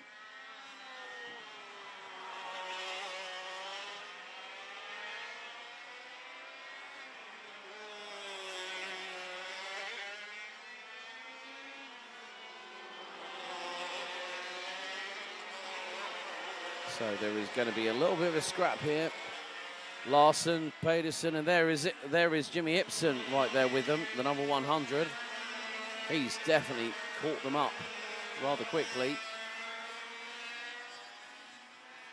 And Ipsen on the Technical Esprit, saying that Ian Turner, the number 38, has been running. Ian having a better first result out of the bag here at Vojens, but doesn't seem like race 2 is going to bear that great, wonderful, juicy fruit that he's looking to pick off of the branches. So we are getting very, very close towards the end of the race. It could be last lap around this time. Liam Hamling makes his way out of the final corner. We hit 8 minutes on the dot. And as they did that, the last lap board went out. Gert Munkholm in second.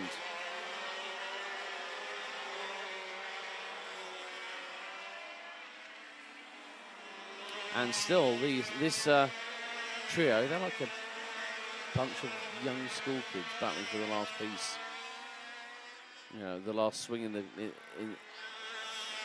playground, and that's exactly what we're seeing right now. Because either way, one of these drivers will be holding their nerve and holding station. But when it was all said and done and the dust settles, Liam Hamling is going to score a maximum of 200 points in terms of races. Oh, Jimmy Ibsen through at turn 8 on, I think that was Paul Larson.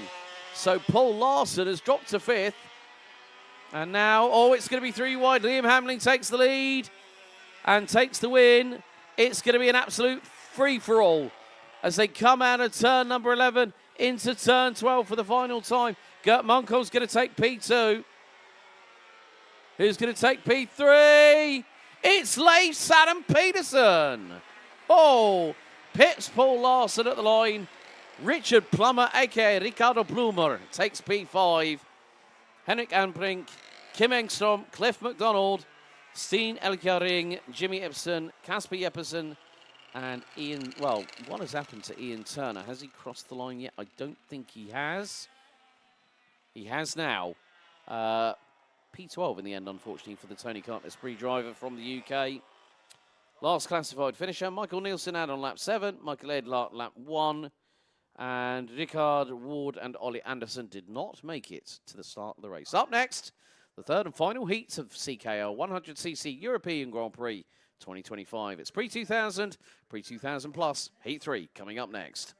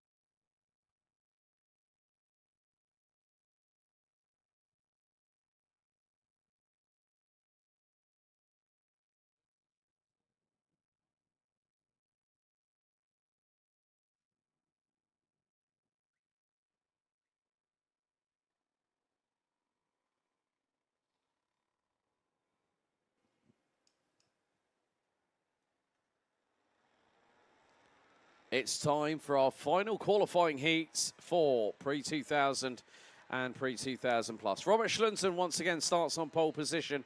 He'll have Jonas Villadsen alongside on the front row. Enrico Gafka and Tom Pegram will be on row number 2. Joe Scory and Alan Hansen on row number 3. Lucas Borca and Stefan Moller, aka Stefano Molena, if he wants to get his Italian side out again. Aldon Larsen and Mogens Magfart Internai round out your top 10. Daniel Schilling and Per Klink Saladon round out row 6 ahead of Tyler Whedon and Germany's Alexander Materna. Matt Dobson and Henrik Hager round out the penultimate row of the grid, and on the final row of the grid will be Christian Woods Klingenberg and Lasse Holliged. Also have to shout out to the GKC 100, who we have the likes of Enrico Gafka and Alexander Materna as regular haunts, regular drivers within the championships.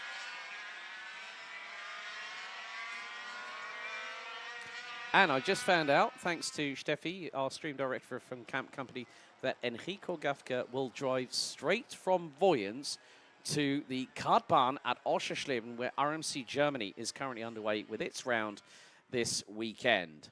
And muss mal Hallo an Sebastian Vauer sagen. Meine Kollege, der Sprecher von RMC Germany und bei GT World Challenge Europe, powered by AWS, for the German stream, naturally. But Schlunsen has not taken a win, because it was a certain other Dane that did a number on him in the first heat. He is the defending European Grand Prix champion. And let's see. No, it's a full start. Full start. Stuart Guest saying, I hope Tyler's had his special race juice before this heat. Well, yes, and there's a term of endearment that is used in the West Country. Well, hopefully Shagger's had his race juice before the week. I mean, you know, and it's a term of endearment. It's like saying, hello, love, how are you? Hello, my darling. Hello, mate. It's a West Country term of endearment. I'm sure that Cliff, Tyler, Joe, and all the boys from the UK will like that when they hear that in the stream, because I'm sure that Sarah will tell them. So, Sarah, once again, good luck with the new job. And I know that Tyler will be back with you to help support you in any way that he can. So, full start called in this final qualifying heat. So, qualifying heat A versus B. We go into the pre-finals a little bit later on this afternoon.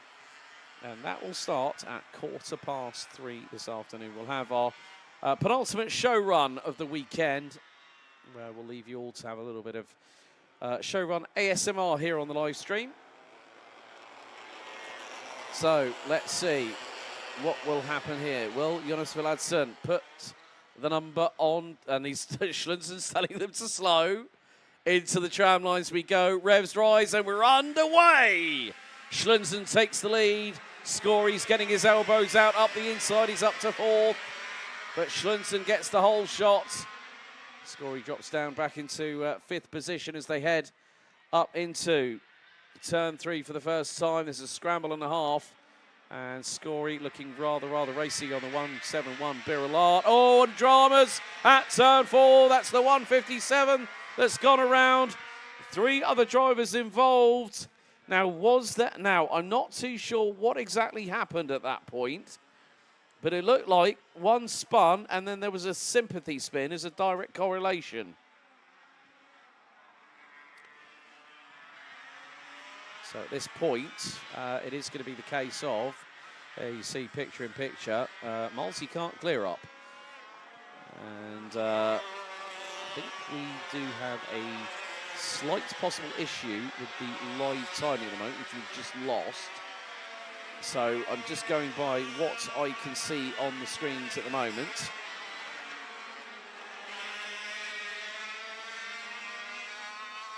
So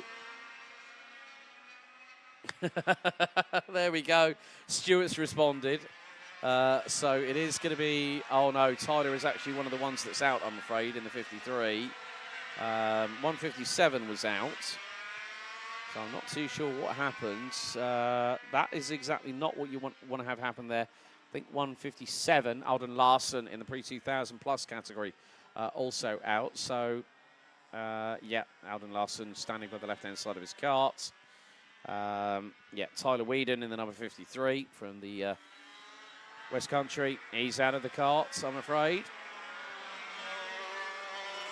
But Robert Schlunsen is leading the way. Just waiting for live timing to... probably having to try and reboot that at the moment. So the live timing has gone down, I'm afraid. So I'm only seeing as Leslie Hollyguide gets through. That's on the number 20 kart. And that is on Matt Dobson, the man from originally from Suffolk Way, now lives in Brackley, just outside of the Mahindra Formula E headquarters. And is their chief mechanic. He's going to lose the position to Alexander Matauna in the number 9 kart. But yeah, props to Enrico Gafka deciding I'm going to drive all the way to Oschersleben, which I understand is around about 550 kilometers south. So you have to cross the Danish-German border. And the headquarters for Camp Company GmbH is about 700 kilometers south of our current location. It's a big, a long old drive, about 8 to 10 hours, depending on traffic. But Schlunsen is leading the way. He's opened up a gap. I'm not too sure how big the gap is. But battle for P3. Looks like Joe Scory is doing a pretty good job. But there is Robert Schlunsen in the number 22. Birrell Arc. So where is Joe Scory? Joe Scory's P3. So apologies for the live timing. Just trying to speak to the chaps upstairs to see if they're probably having a slight network issue. So this is where things will get very, very interesting in the next couple of moments.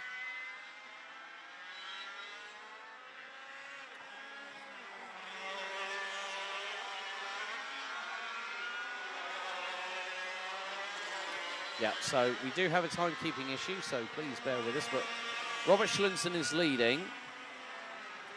As, Joe Scory doing a switchback and a half there. Nice move. I think that was possibly on... Well, no, Lucas Bodka is a little bit further back. I think it's Alan Hansen, yes, the 48 on the PCR chassis that he's battling with. And Scory's got the advantage at the moment. Bodka in the battle for P5. Now, the big question is, who is the I think that's Enrico Gafka. So, imagine that. A man who ran under German nationality in his Super Formula A days in the late 1990s against a former fellow countryman in the form of Enrico Gafka. So, Gafka is trying to close that gap. And after this, we will have a little bit of a break on the live stream before we get things underway with the pre-finals. Scory versus Hansen. Hansen in the slipstream pulls to the inside of Scory, and Scory closes off that door quicker than you can say the word jump. Great little bit of timing there from Joe Scory, just to keep the kart on the racing line.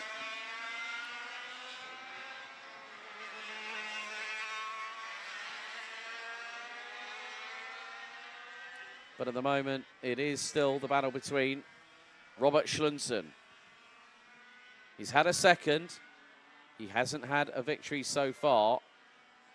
But the driver who has, I think, had 2 wins, Michael Engstrom Christensen.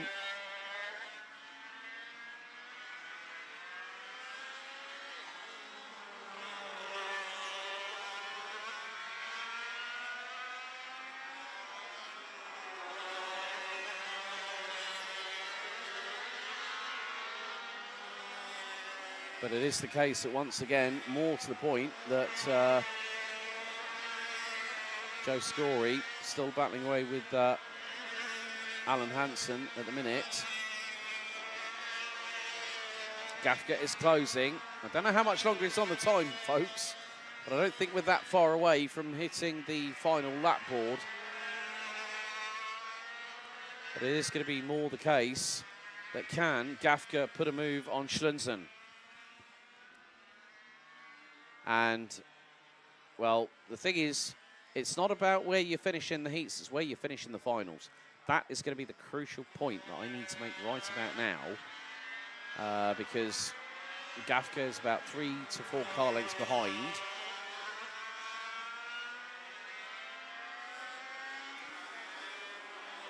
So Schlunzen turns it into turn 1. You've got to be on the power early coming through 2 and carry that momentum through the corner.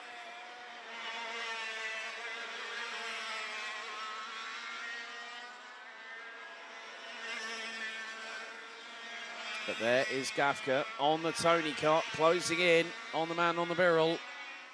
And there's another man on the Birrell Arts. And we got, that is Borka versus kart number 16. And that's Stefan Möller in the Pre2000 PLUS class, doing a sterling job. Is the man also known as Stefano Milano, running on the Trulli JT2 chassis.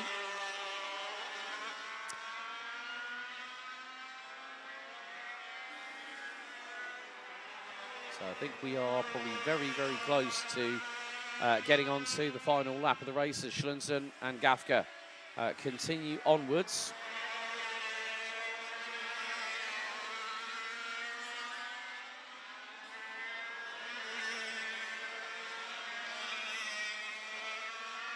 Scory holding on to P3, ahead of Alan Hansen. Borka versus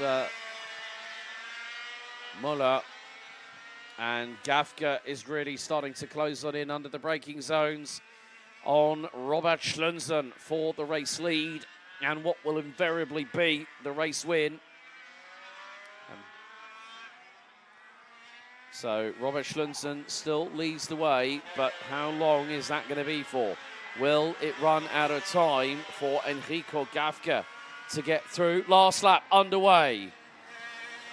Down into turns 1 and 2 for the final time. Schlunzen nails the apex, runs a little bit deep, and also Gafka is waiting for the opportunity to strike whilst the iron is hot. And at the moment, it is the case that Schlunzen is going to have to hold on. Scory and Hansen battling tooth and nail over P2. They've just come through turn 3 themselves. Schlunzen is going to be very much holding on by a finger thread at the minute. Through into turn number 9 on the run up to turn 10.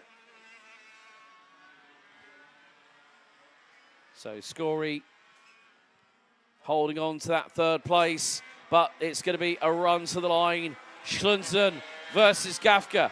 Out of the final corner, the defending Euro Grand Prix champion picks up his first heat win of the weekend by next to nothing. It was a kart length. It was a kart length between him and Enrico Gafka. And what about the battle for P3? It's going to go the way of Joe Scory. Joe Scory pips Alan Hansen to the line, ahead of Lucas Barker in the number 45, with the number 16 of Stefan Möller taking Pre2000 PLUS top honours. And with it now being 3 o'clock local time, it's time for a little bit of a respite. But, well, Schlunzen picks up a win, finally, to get his CKR European Grand Prix Championship defence underway here on home soil at Vojens.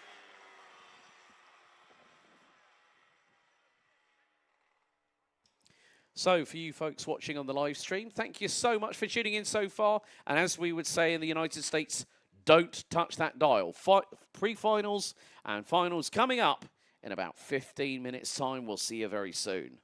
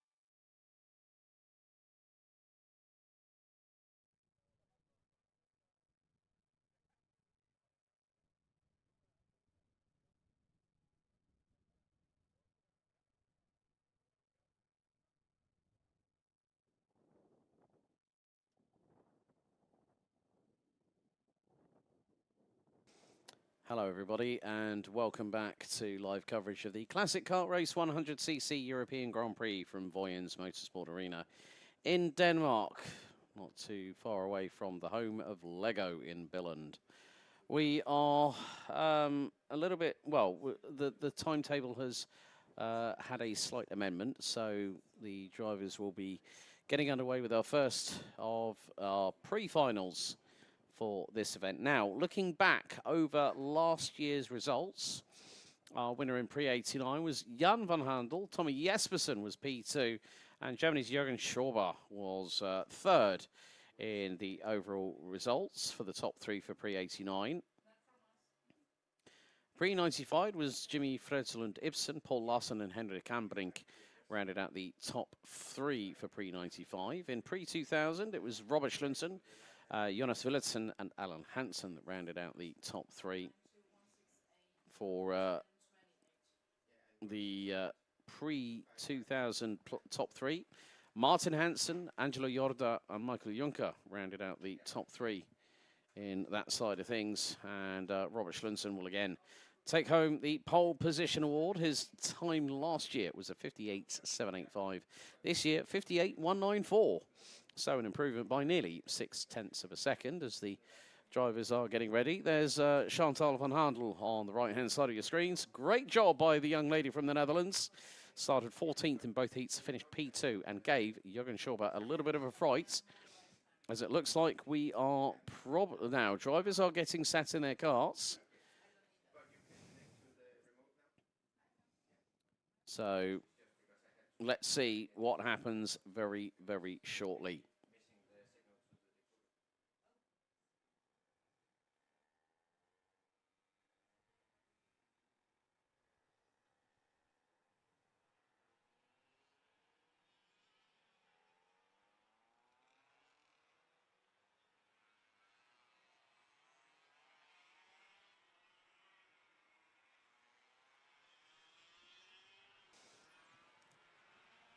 So we are about to get underway with our Pre89 Pre-final for this event of the European Grand Prix. So I do know for a fact that at the moment it is going to be the case that Jürgen Schorber and, well, there we go, Chantal van Handel will be on the front row of the grid. Jan van Handel and Vering Nielsen will be on row 2. Alan Bount and the 102 with Thomas Kraft looks to be on row number 3. Row 4, it's Kjeld Christiansen in the 107 and Bob van den Hul in the number 17.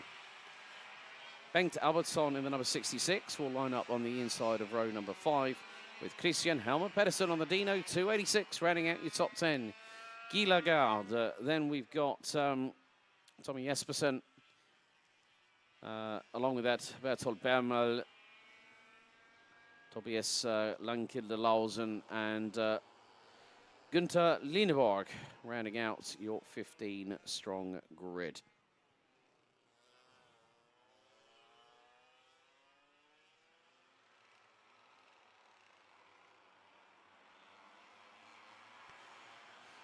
So the drivers will make their way in towards the final couple of corners.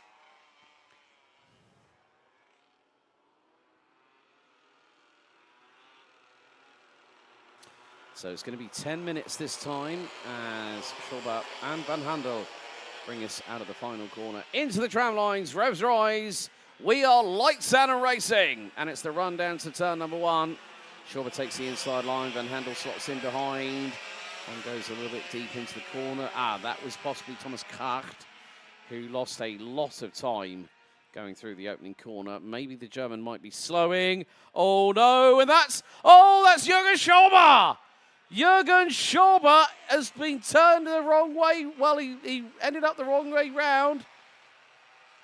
And the German who won both heats has got to bump start that kart all over again. It's disaster for the man from Germany. Third in last year's final. Can he get that kart started?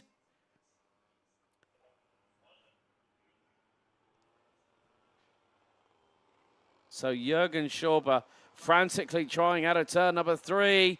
And I think that's not going to work. Looks like the karts have been realigned once again for a race start. And on this particular occasion, there will be no Jürgen Schorber alongside Chantal van Handel from the Netherlands. Mamma mia, what a disaster for the man from Germany. That is a real shame. You don't like to see that. But Jürgen Schorber strikes drama.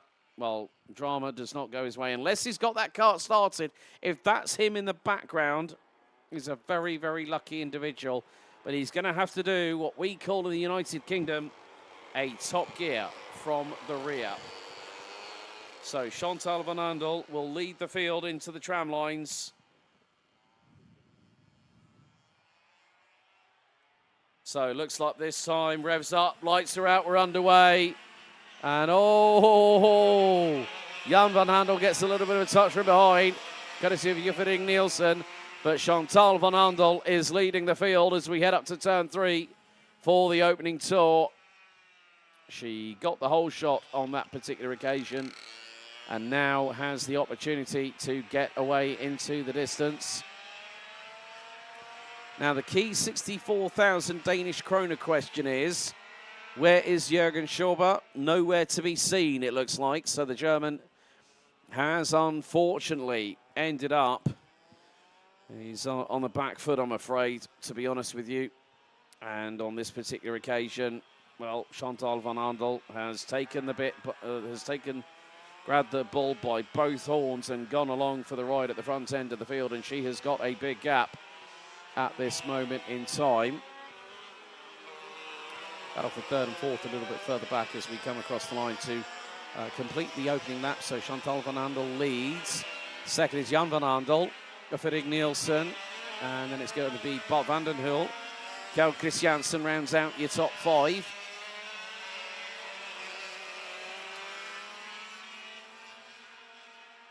Then it is the number 30 of Tommy Jespersen, I believe. He started down in P12. He's currently up to 6th, ahead of the number 32, Alan Bount, on the Calicut Roma Speciale. He rounds out P7. Then it is the 66 of Bengt Albertsson on the Techno chassis, man from Sweden. Battle for third and fourth really heating up. And could there be a possible change in the offing? They're going to be coming through turn number 12 as we speak. So it's the Van Handels leading the way. Chantal from Jan. And it's the number 17 of Bob van den Hul ahead of the number 25.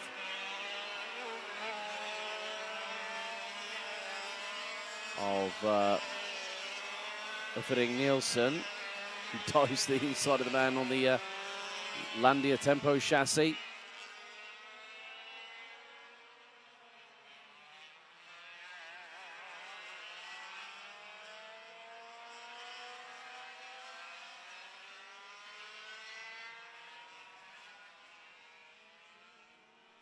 And already Chantal van Handel is doing oh, no. Bob van den Hul did not need to do that.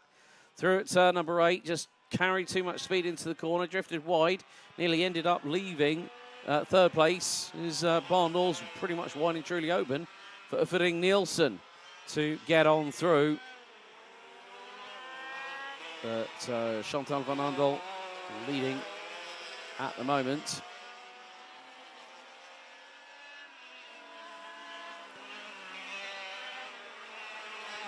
So I'm not too sure with regards to... So I think there might be a transponder issue for Jan van Handel at the moment. He's currently running P2 on the road. There he is. There's Bart van den Hul in the number 17, running with the number 75 on his Nassau panel.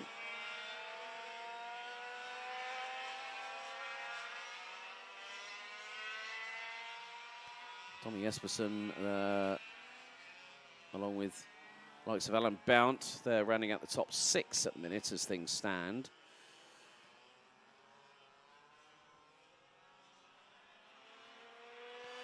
So I'm only able to go by the information on the top left corner of my screen, folks. So unfortunately, the connection I've got to the live timing has had a couple of problems.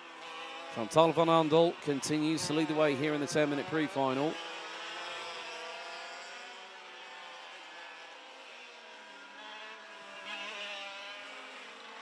And she has a considerable lead. Let's just put it that way. Bart van den Hul, currently P3, as that was Tommy Jespersen being passed by Carl Christiansen in the number 107. Oh, and the 30 is slowing. Oh no, Jespersen has hit trouble. Technical dramas. And the number 30 pulls off the circuit. Oh dear. Not what you want to see. And looks at the engine. Well, there we go. The body language tells the story. It's a real shame, but that's part and parcel of racing. Technical difficulties, there are highs and lows in motorsport, as we all very well know. And Chantal van Andel has a lead. Oh my goodness me, this could be one of the biggest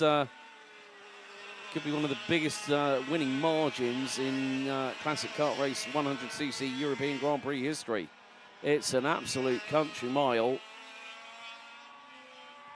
As if she wants to get home to the Netherlands rather quickly. But Jespersen having to stand by the sidelines, hands on hips. That's a real shame for the number 30. It was running so well. But it just goes to show that it's not always that Lady Luck will shine her light down on you. There's a lot of preparation that goes into these karts. But it's also the case that it's about mechanical sympathy, and with these older karts, you've got to have a little bit more of a softer touch when it comes to driving them at speed.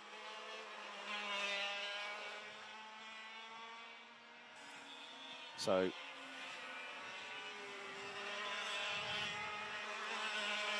now, there's one number that I can't see at the moment, and that is Bart van den Hul in the number 17, was running in the top 5.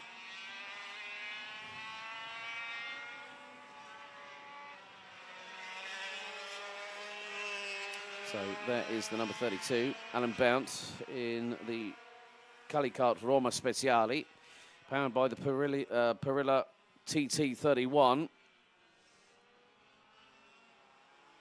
Now, I'm just wondering if there is a possible transponder issue for Bart van den Hul in the number 17. But the laps are quickly fading away, as is the timer. So Chantal van Andel at this rate could be putting herself on pole position, obviously with the unfortunate retirement of Jürgen Schauber in the early stages of this race after turn number 3 on the opening lap. Befitting Nielsen, P3 at the moment, 24 seconds off the race leader. And Chantal van Andel is showing a clean pair of heels to the rest of the opposition.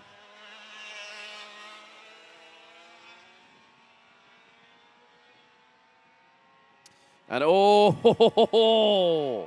Bengt Albertsson got through on Alan Bount there out of turn number 3. Sidewall to sidewall. And then the number 32 got a bit of a fright.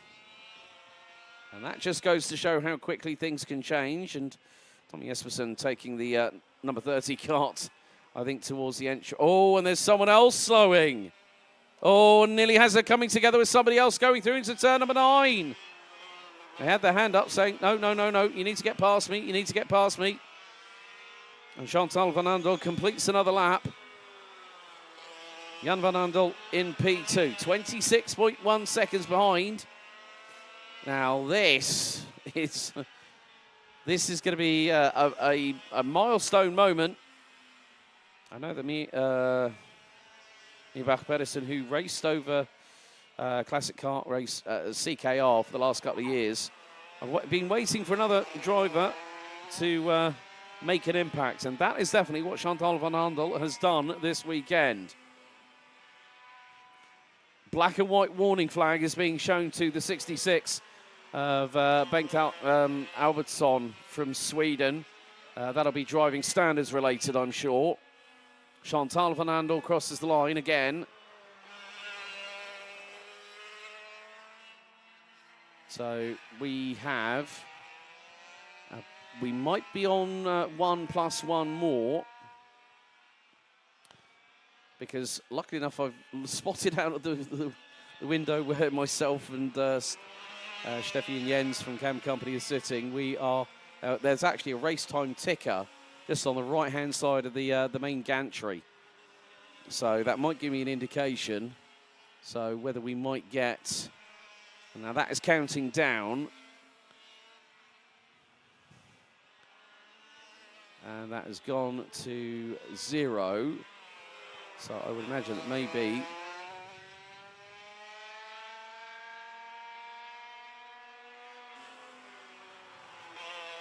oh dear. So that is going to be a, oh dear, I think someone is not going to be in the so that is going to be basically final lap that we're underway with.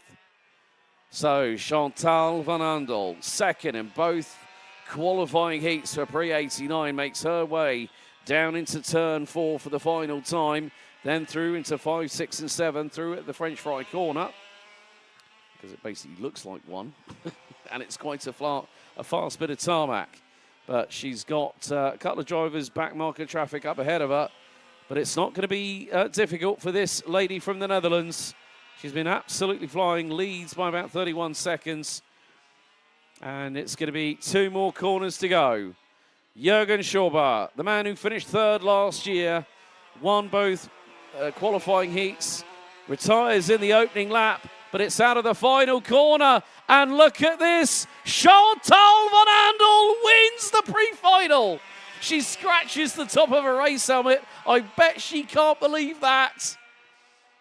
And more to the point, look at this. It's going to be a Van Andel 1-2, I'm sure. We're waiting. We're going to have a little bit of a wait, about 30 or so seconds. So who's going to come across the line in P2? It is going to be the number 84 of Jan van Andel, who took the top honours last year in Pre89. 3rd, Uffering Nielsen. 4th, it's going to be Kjeld Christiansen, I believe. But, well, Chantal van Andel, proficiat, well done, great job in that race. And she wins the pre-final in P89. Can a magical moment be set in history for CKR 2025? Well, we'll have to wait until the Pre89 final a little bit later on. But Chantal van Andel wins ahead of Jan van Andel, Uffering Nielsen, Bengt Albertsson, Kjeld Christiansen, Thomas Kracht, Christian Helmer Pedersen, Guy Lagarde, Alan Bount, Bart van den Hul out with 7 laps to go. Tommy Jespersen, Gunther Leneborg, Jürgen Schauber with Bertolt Bermel and Tobben Lankilde Lausen out as well. But Chantal van Andel leads home. Van Andel 1-2 in the Pre89 Pre-final.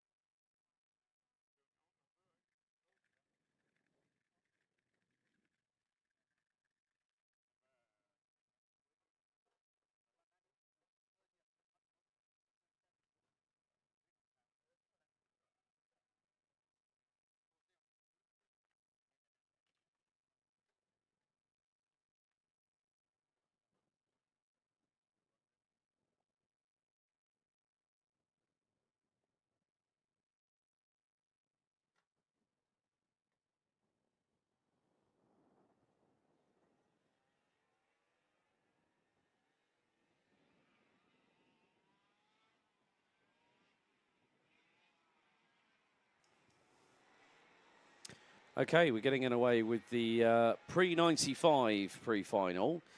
Dramas for Cliff McDonald coming out of the dummy grid, but it looks like he's managed to get that thing underway. Here's your starting order. Liam Hamling leads the way. Gert Munkholm from Denmark in the number 11 will be alongside him on the front row of the grid. Then it's going to be the number 30 of Paul Larsen and Leif Søren Pedersen in the 32. They ran that row number 2. Henrik Handbrink from Sweden and Richard Plummer from the UK, a.k.a. Riccardo Plum from Italy. Sorry, I'm going to do that the whole way through the stream. I don't care. They ran out row number 3. Then it's Jimmy Ibsen and Ian Turner rounding out row number 4. Cliff McDonald and Kim Engstrom on the Haase Luxor rounds out your top 10. Then it is going to be Steen Elkjaering and Rickard Ward rounding out row 6. Kasper Jeppesen and Michael Edelhard round out your top 14. And then we've got Ollie Anderson and Michael Nielsen rounding out the 16 strong. Hello to Kate Sayer.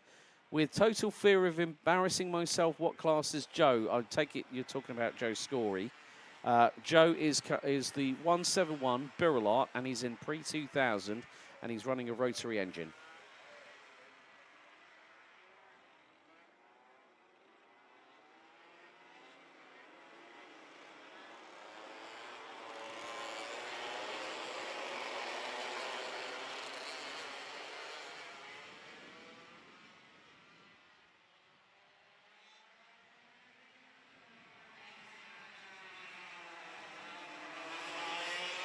So, full start has been... Stuart, thank you very much. I didn't know that Kate was Joe's sister, but Kate, thanks very much for letting us know, for asking the question. Oh, we've had one go off. Now, who is that on the infield on the grass that has just put their hand up?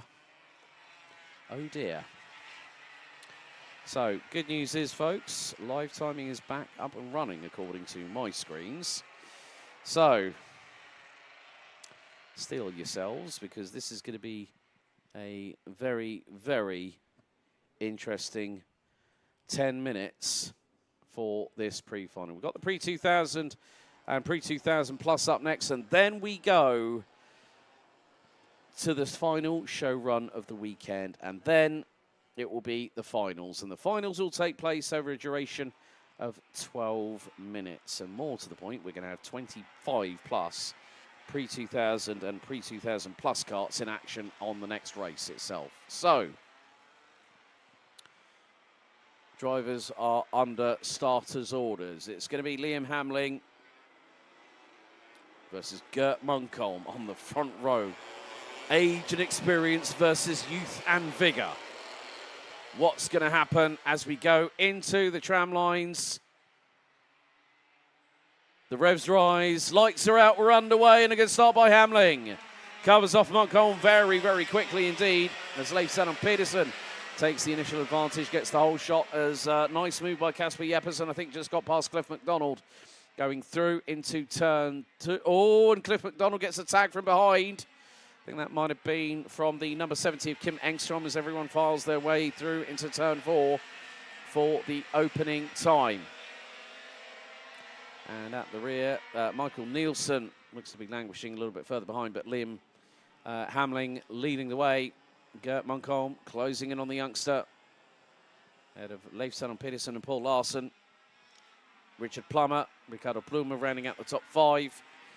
Jimmy Ibsen, Ian Turner, Cliff McDonald, Kasper Jeppesen, and Kim Engstrom were the drivers that started in the top 10. Someone's looking for an attempt to go through at turn 11. Through the chicane at turn 12, Liam Hamling leads, but it's not by much, about 3 kart lengths. That equates to a gap of just under 4.5 tenths of a second. Look at Gert Munkholm sideways through into turn 1, but here goes the dive and a half there. Oh, in a moment, that was for the 120, that was for, now was that Rick, now was that was Ricardo Plummer, aka Richard Plummer, ran it a little bit wide, and There's a slowing car, and that is the 32. Leif Sander Petersen is breaking down on the circuit. Oh, disaster. Disaster for the man from Denmark. That kart is crawling at a snail's pace. He's going to have to pull that over to the right-hand side of the circuit at some point. But drama, disaster for Leif Sander Petersen, running P3 overall, and the kart has decided it doesn't want to go any further. But Liam Hamling, the number 41, is pulling away from Gert Munkholm. Lead now a second after 2 laps of racing.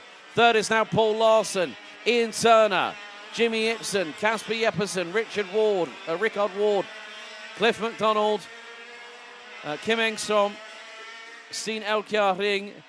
Richard Plummer's also tumbled down the order. He's running P11.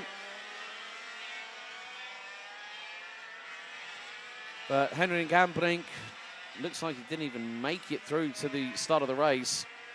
So, yeah, I think that's Leif Sander Petersen entering pit lane. Yeah, hand in the air. Leif Sander Petersen pulls into pit lane and calls time on the race. That's a real shame for the man from Denmark.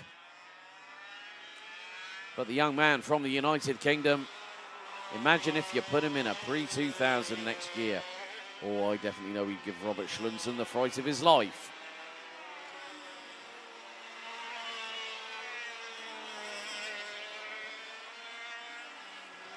So at the moment, we are on to lap number 4 of the pre-final. And all I'm going to say is batten down the hatches and prepare. Oh, we've got a very, very feisty Casper Jeppesen in the number 12. He's battling with Jimmy Ibsen, not too far behind them. Oh, Rickard Ward, the man from Sweden, has made his way up the order, started P12, now up 5 spots and is currently running 7th.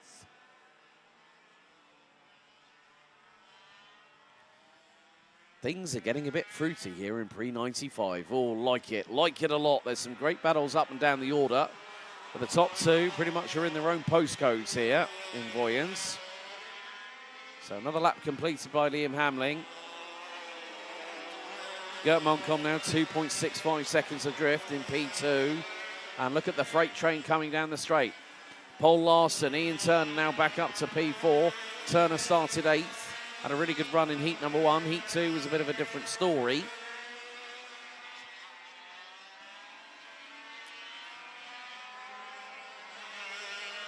But Ian Turner up the inside of Paul Larson. Through at turn 4. The Brit nearly made it through on the Dane to take that 3rd place.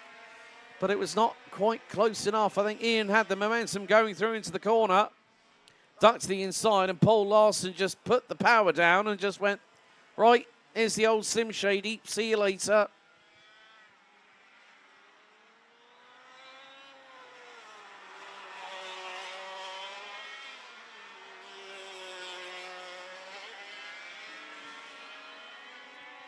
But Liam Hamling is cruising away into the stratosphere at the moment. And here we have the battle for P3. Ian Turner, is he going to late break up the inside of Paul Larson? He runs deep into the corner. He's through for 3rd place. Great work by the man on the number 38, Tony Kart Esprit entry, as Rickard Ward dives to the inside of Casper Jeppesen on the number 12. And Rita now takes P6 away.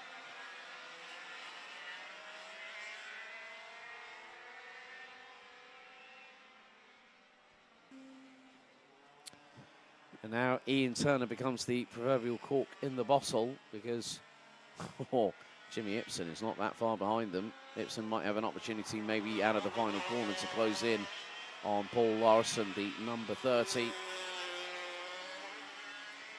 And Paul Larson running on the CRG.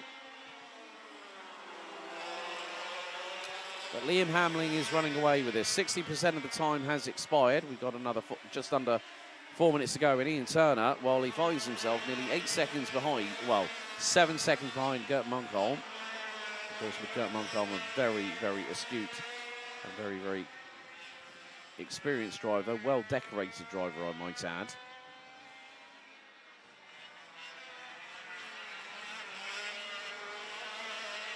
So Ian Turner is pushing away Paul Larson into the tumbleweeds, if we were in the Wild West, right into the path of Jimmy Ibsen. There is Rickard Ward from Sweden, the number 29 just behind. And at the minute, Liam Hamling doing exactly what he needs to do. Control the pace from out front, expand the gap, and keep on running your own race.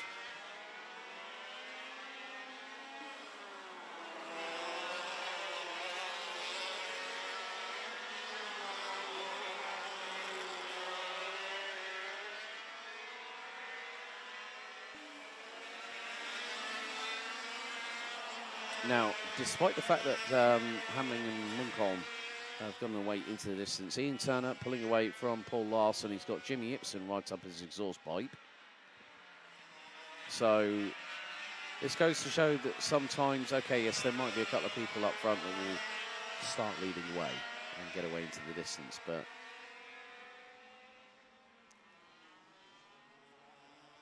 it's all about what happens on race day. As they say in racing, times of a show, points are to go. This will be very, very crucial for how the Pre95 Final will line up after this. So we will have, as I said, a little breather between the pre-finals and the finals. So once we've done the Pre200 Pre2000 PLUS Pre-final coming up, where we will have all competitors. And oh my days, that is going to be a busy one.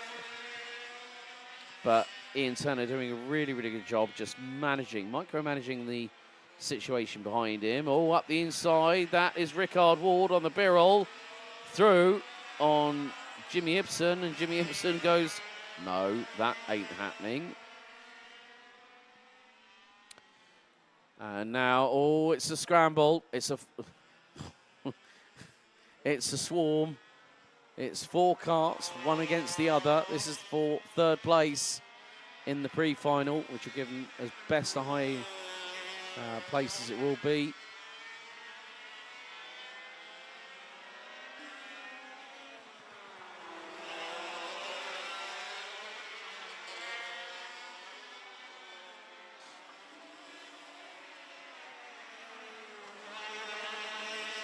But still, Paul Larson is the cork in the bottle. He's got Jimmy Ibsen and Rickard Ward right on his case. Coming down into the last 30 or so seconds. And once they see the yellow flag with the black cross, that is the signal for a final lap on the start-finish straight.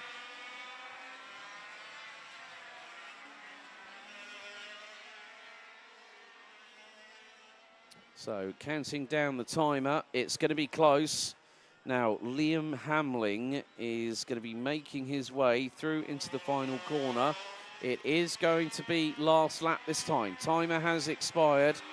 So one more lap, and Liam Hamling about to do a clean sweep here in Pre95. So Gert Munkholm gave the young man from the UK a little bit of a fright early doors, but the battle for 3rd place is still being held on to by Ian Turner. Ian started in the number 38 Tony Kart Esprit, back in 8th position, now runs P3. This is going to help his cause no end. But, oh no, it is slowed! I don't believe it! Ian Turner coming out of turn 3, and the kart just went no! Oh, such drama for the man from the United Kingdom. He slowed, and that has given Paul Larson P3 on the road. Oh, and there's another kart. That's Kim Engstrom in the number 70. Helmet off, thrown into the seat. But Liam Hamling from the United Kingdom, it's 3 for 3 for the young man. Pole position in class. Heat wins, both heat wins, and now wins the pre-final by nearly 6.5 seconds ahead of Gert Munkholm. It's going to be Paul Larson that's going to pick up P3 after Ian Turner's last lap retirement. Jimmy Ibsen finishes behind Rickard Ward. They round out the top 5. Casper Jeppesen, Cliff McDonald, Ricardo Pluma, a.k.a. Richard Plummer, Steen Elkaring. And we lost a few drivers on that last lap. Ian Turner classified 10th, ahead of Ole Anderson and Michael Edelhart rounding out the top 12. Kim Engstrom out on lap 9. Michael Nielsen, lap 7. So Ole Anderson, Michael Edelhart crossed the line 11th and 10th and 11th.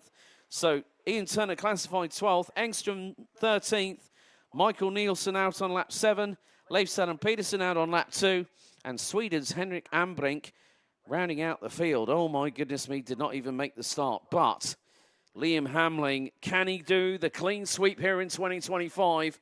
Join us for the final later on to find out.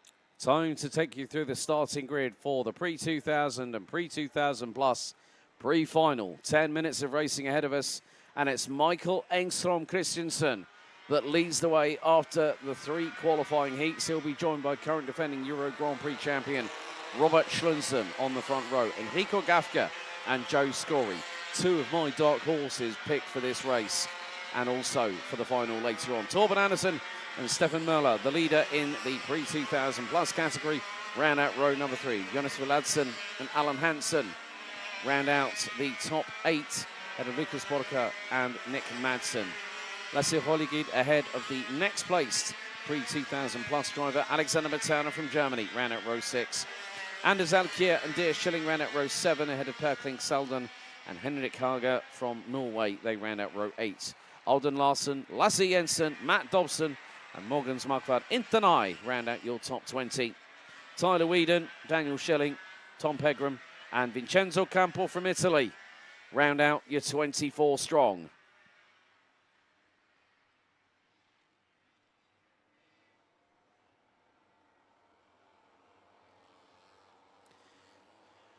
So, Robert Schlunsen has got to be on his A game for the next 2 races. He cannot drop the ball.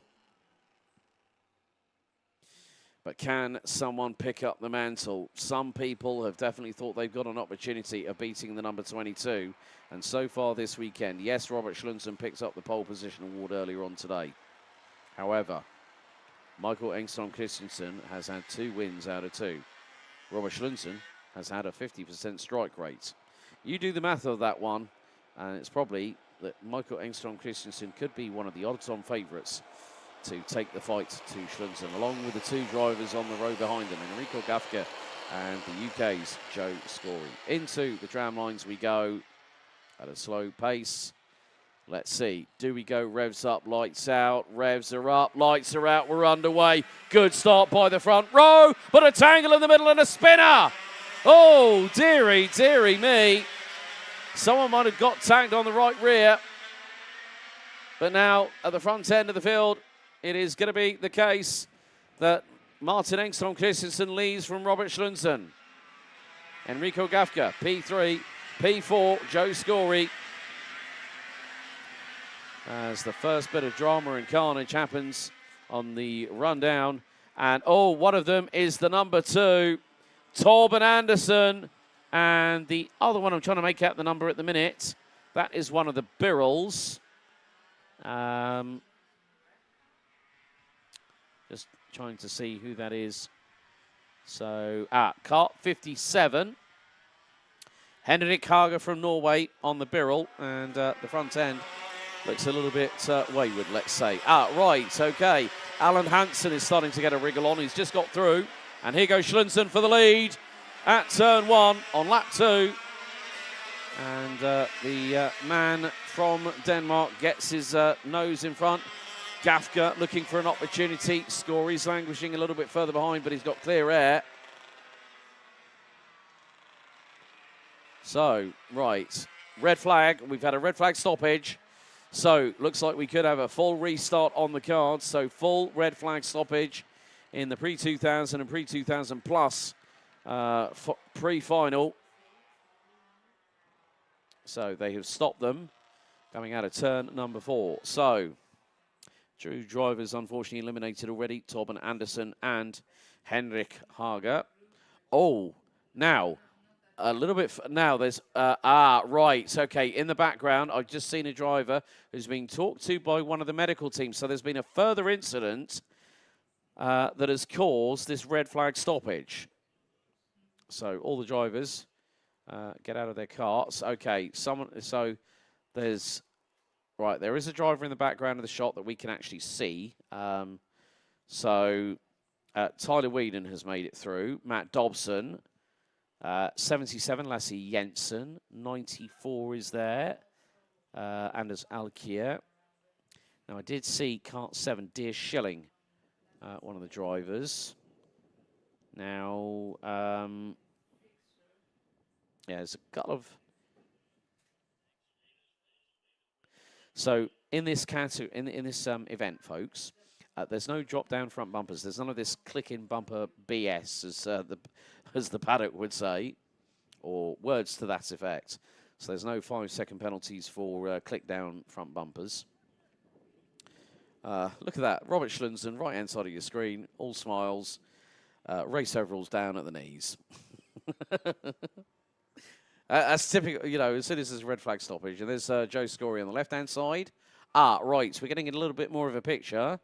That was Perklink Salden was just pushing his cart out of the way. So this has happened, I think, coming towards turn number 10, possibly. So it's on the other side of the barriers, just off of T7. So can't really give you a full picture, but so this could be the case that we will have a very heavily truncated field in terms of numbers, where we had 24 started. So can't see Vincenzo Campo at all.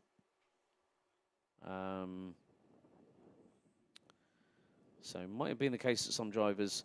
Andre, basically we were just past, we just completed the opening lap of the Pre2000 and Pre2000 PLUS final. There's more trolleys going over, so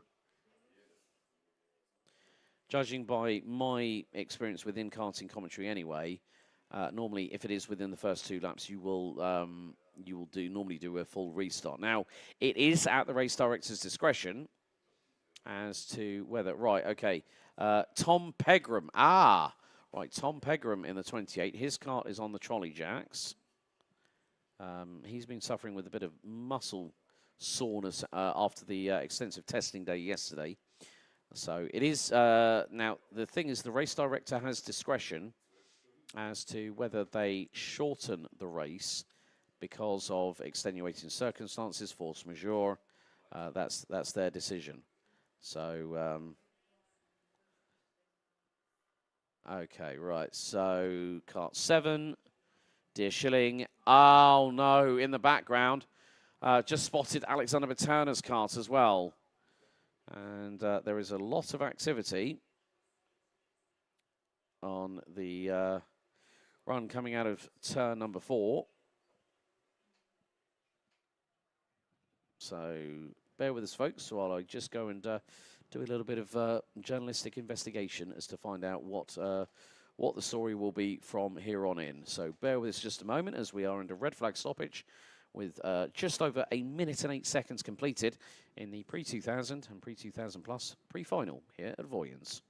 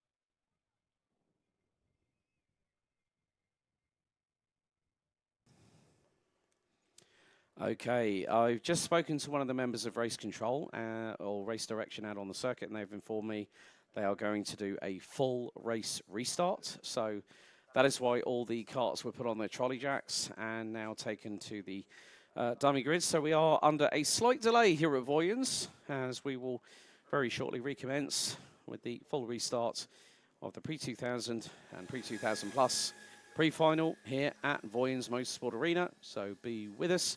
Don't touch that dial.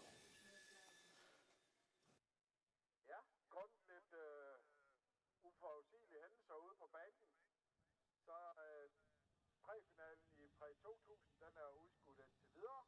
Og der kører showrun nu, og det er showrun, der kører nu. I vil få nærmere besked. To all participants, for the moment the pre-final in Pre2000 is late. You'll get informed when we know when we're ready to start again. And the show run is going now.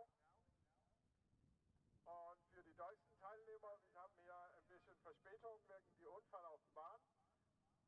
So, das heißt, dass die Präfinale Pre2000 ein bisschen verspätet werden. Die kriegen innerhalb ganz kurzer Zeit Bescheid um neue Startzeit.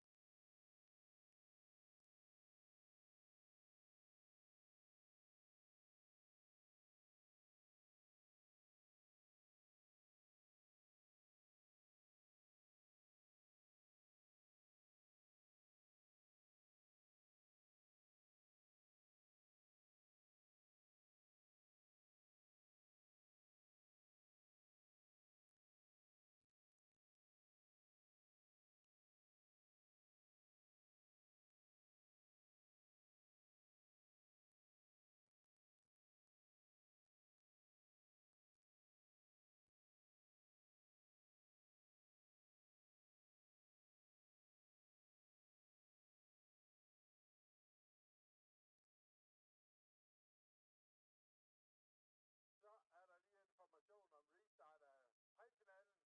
Vi restarter præfinalen halv, og det er restart for præfinalen halv. Så nu er der showrun. The pre-final Pre2000 will be in 15 minutes. Restart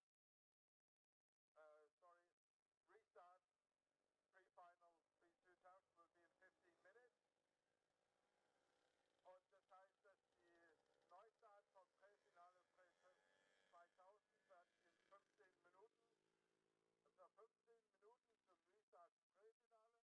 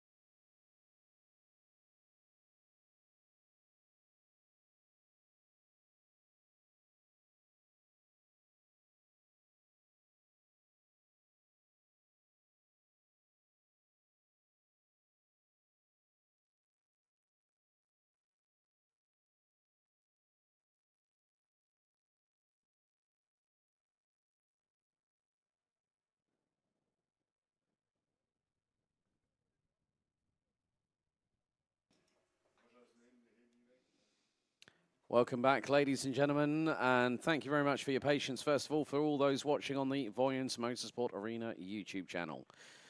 So, after a red flag stoppage on lap within 4 corners of lap number 2, we're underway with the restart of the Pre2000 and Pre2000 PLUS Pre-final.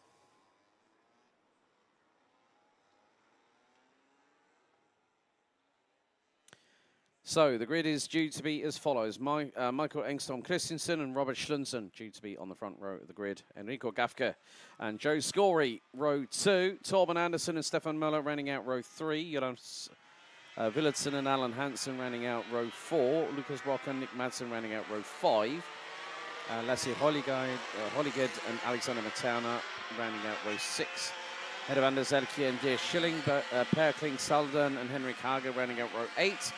Alden Larsen, Lasse Jensen, Matt Dobson, Morgans Margrad Intanai, Tyler Whedon, Daniel Schilling, Tom Pegram, and Vincenzo Campo due to start at the tail end of the order. We did have a little bit of a decimated field due to multiple accidents actually on lap 2 of the race, which prompted a full restart, which means it will be 10 minutes for this pre-final. We've had the last of our show runs, so a big thank you to the drivers that have brought along their magical mystery machines here to us this weekend at Vojens. And great to see, to actually have a little opportunity to watch them in action. Some aggressive leaning angles, some very, very interesting seating positions. But it just goes to show how karting has evolved since the late 1950s, early 1960s, where people at Air Force bases, including the locality here in Vojens, found that they needed an adrenaline fix, and thereby karting was in some respects born through Air Forces. So a big thank you to the Air Forces in the world that have contributed to this wonderful sport.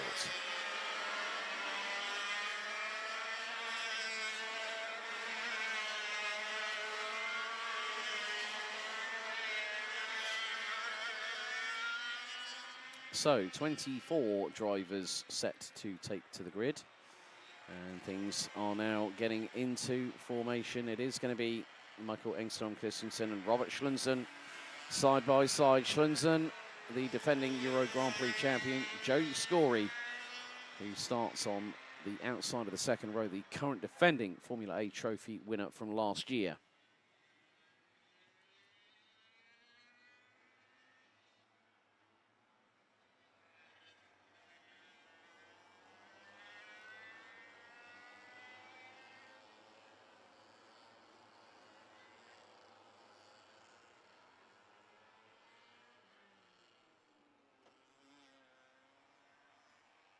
So the field gets under starters' orders for the full restart. 10 minutes on the timer, and then we go into the final 3 races of the weekend.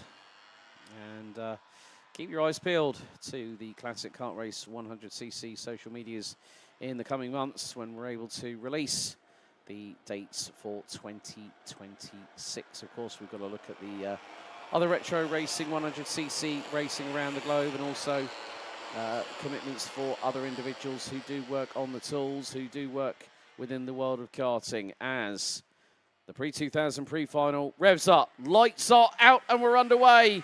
Good hole shot by the pole sitter Engstrom Christensen, who gets through, as Gafke and Scory were side by side, but Stefan Möller gets through on Torben Andersen in the meantime. For position, there's the number 15 of Jonas Villetsen, who has been in the mix in the last couple of years for Pre2000.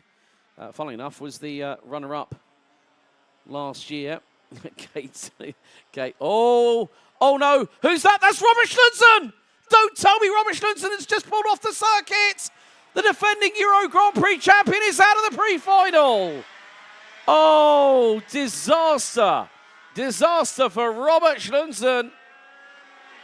He started off the day well, and the defending Euro Grand Prix champion is out of the pre-final. And look at the lead that Martin Engstrom Christensen has got. Second is Enrico Gafke. Third is Jonas Willitsen. Fourth is the current defending Formula A trophy champion from last year. And he said to me in a recent interview, it was on a wing and a prayer. Oh, bit of a squeaky bum time there for Stefan Möller. The back axle was bumping up and down like a yo-yo on a string, but he managed to hang on the bucking Bronco and kept it on the black stuff. We've got further dramas. Vincenzo Campo is out in the number 5, and I think also it might be, oh yeah, Vincenzo Campo is out. I did see that's at turn 1. I think I also saw Tom Pegram out as well. Henrik Hager, Per Klinksalden, and Deer Schelling did not take the restart, but drama, Robert Schlunzen out on the opening lap. And here we go for a battle for position. That is, oh, that's hang on a second, that's Enrico Gafka. So what on earth has happened a little bit further back? So Joe Scory's dropped a couple of places. He's behind the number 2 of Torben Andersen. And Kate, Joe's sister, saying, I have a feeling Joe will want to be going in 2026. Well, I'm sure he's not going to be the only one. I'm sure I'll probably be back here on the mic shouting the house down, so to speak, as Daniel Schilling has just pulled into the pit lane. And, well, Robert Schlunzen, you can see their picture-in-picture. There's the 22, Birolart, pointing the wrong way down the dummy grid. Oh, and we've got someone on the infield at turn 10. So, Pre-2000's dropping like a bunch full of flies. Up the inside. Oh, Enrico Gafka got that all wrong through turn 1. Jonas Willitsen did not need a second invitation there. Anders Elkjær now up into P4. 5th, it's Torben Andersen. Alan Hansen, now who was P3 in the Grand Prix last year, is ahead of Joe Scory. Stefan Möller leads the Pre2000 PLUS class. Lucas Borka and Nick Madsen round out your top 10. There's a little bit further back. Auden Larsen and I think Matt Dobson, I think I caught just in the back of shot there in the number 20. Andre P, yes, the final is today. We've got the Pre89, Pre95 and then the Pre2000 and PLUS finals coming up. They will be 12 minutes plus an additional lap. We are nearly 40% of the way through the timer. So 4 minutes down, 6 to go. Michael Engstrom Christensen leads Jonas Willitsen by 1.1 seconds. Here comes the move. Oh, sideways and a half under braking. He's still managed to get it stopped at Alan Hansen, but Torben Andersen retook the position back through at turn 2. Alan Hansen was definitely on the lick the stamp and send it trail there through turn 1. He went in at a big race of velocity. And Joe Scory is ahead of Stefan Möller. So Möller at the moment is leading in the Pre2000 PLUS category. And Martin Hansen was the winner last year. Thank goodness I've got all the graphic results from last year up on my screen. But what a drama. Robert Schlunzen out of the race. And it was only, I think it was only going to be a matter of time. He's won it the last 2 years. Here goes Alan Hansen again. This time, a lot calmer from the man in the number 48 from Denmark. Gets through nice and cleanly. Does Hansen, the number 48, I think it's on the PCR chassis or PER chassis. Yeah, it will be the PER, but yeah, good work by him. Torben Andersen closing in. So just trying to keep an eye on what is occurring. There's Joe Scory, still at the moment holding station. Ahead of Stefan Möller, but in the meantime, now Jonas Willitsen was runner-up last year. Michael Engstrom Christensen did not place in the top 3. Enrico Gafka's battling away with Anders Elkjær, who's put the fastest lap of the race in, 59.016. 9 tenths away from Sandro Mara's lap record of 58.11 in August 2 years ago. You know what we might need to do? We might need to see if we can put a hotline over to Davide Fori and get him involved maybe with Team Brask in the years to come. Davide Fori now running as a Praga factory driver these days. But that man has had so much success across the globe. Most recently in KZ2 Masters. Also at Supernats 27 last year at Las Vegas.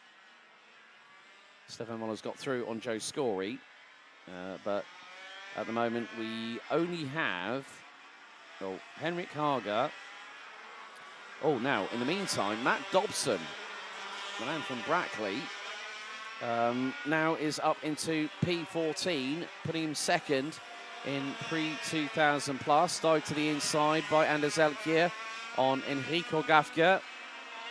So Gafka now demoted to 4th position. We've got just under 3 minutes of this pre-final to go, and then we go into the finals. It's the big event. Kate saying, come on, Joe, put your foot down and don't mess up your lines. Well, Kate, I'm sure he would probably want to hear you at that point. But more to the task at hand, it's about getting these karts across the line. You know, when we've had Robert Schlunsen out, Vincenzo Campo out, Tom Pegram out, Deer Schilling, Daniel Schilling out. Deer Schilling, Perkling Salden and Henrik Hager not able to join the restart. But here we go. It is going to be a battle for position. And this is for the race lead. Now, Michael Engstrom Christensen is at the mercy of Jonas Wilson in the number 15. Oh, could there be an attempt here through out of turn number 3? Into 4, Engstrom Christensen defends, covers off the racing line, and Wilson unable to respond. There's Anders Jalkier. What has happened? Oh, hang on a second. Enrico Gafka. Has he stopped? The man from Germany in the 106.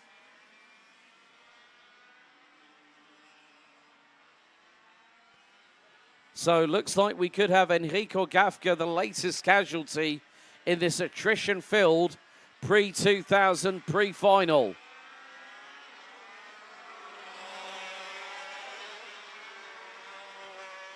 So let's see. Right, across the line. Lead is a 0.14 apart. Engstrom Christensen versus Wilson through into turn 2. The gantry packing up again. Enrico Gafka is tumbling. Yeah, Enrico Gafka, I think he's... Oh, there's contact between the two leaders! The bumper of Wilson absolutely stoved in after making contact with the left rear of Michael Engstrom Christensen going into turn number 4. All the elbows are out now. Well, what can you say? It was only going to be a matter of time before things would hit a fever pitch, and that's exactly what's happened in this Pre2000 and Pre2000 PLUS pre-final. Looks like Enrico Gafka joins the list of retirees, I'm afraid. The 106 from Germany running as high as P3. 2 laps to go, and look at how stoved in Jonas Wilson's front bumper is. There's no click-down bumpers in this. But that just goes to show how hard he was being very, very late on the brakes, and he's not going to chance that again. Next time around will be the final lap of this race. And there is Alan Hansen in P4. Torben Andersen, Stefan Moller leading the Pre2000 PLUS class. Joe Scory rounding out the top 7. Nick Madsen, Lasse Jensen and Lasse Rolliged rounding out your top 10. We still have Auden Larsen, Lucas Borka, Tyler Whedon, Matt Dobson, Alexander Matana. And that looks to be that we have 15 drivers set to complete this race. Checkered flag waves. Michael Engstrom Christensen takes the win by 0.3 of a second ahead of Jonas Wilson, whose front bumper is going to need more than a bit of hot water to rearrange it. That's gonna need some good old pushing and shoving. Anders Elkier, P3. Alan Hansen, Torben Andersen. And congratulations, Stefan Moller, Pre200 PLUS winner in the pre-final. Joe Scory, 7th in the 171 Birrell. Then the number 14, Nick Madsen. Number 77, Lasse Jensen. Lasse Holliged running out the top 10. Auden Larsen in Pre2000, rounding out the top 11. Lucas Borka, P12. Tyler Whedon makes it 13th across the line. And then Matt Dobson, Alexander Matana being the last of the classified finishers after 11 laps of racing. And, well, I just caught sight of Enrico Gafka's kart. It's stricken on the left-hand side of the start-finish straight, and he retires on lap 8. Moggers Markvad Inthenai, and then also along with that, Robert Schlunton, Vincenzo Campo, Tom Pegram, Deer Schilling, Per Klinksalden, Henrik Hager, and Daniel Schilling out of the race.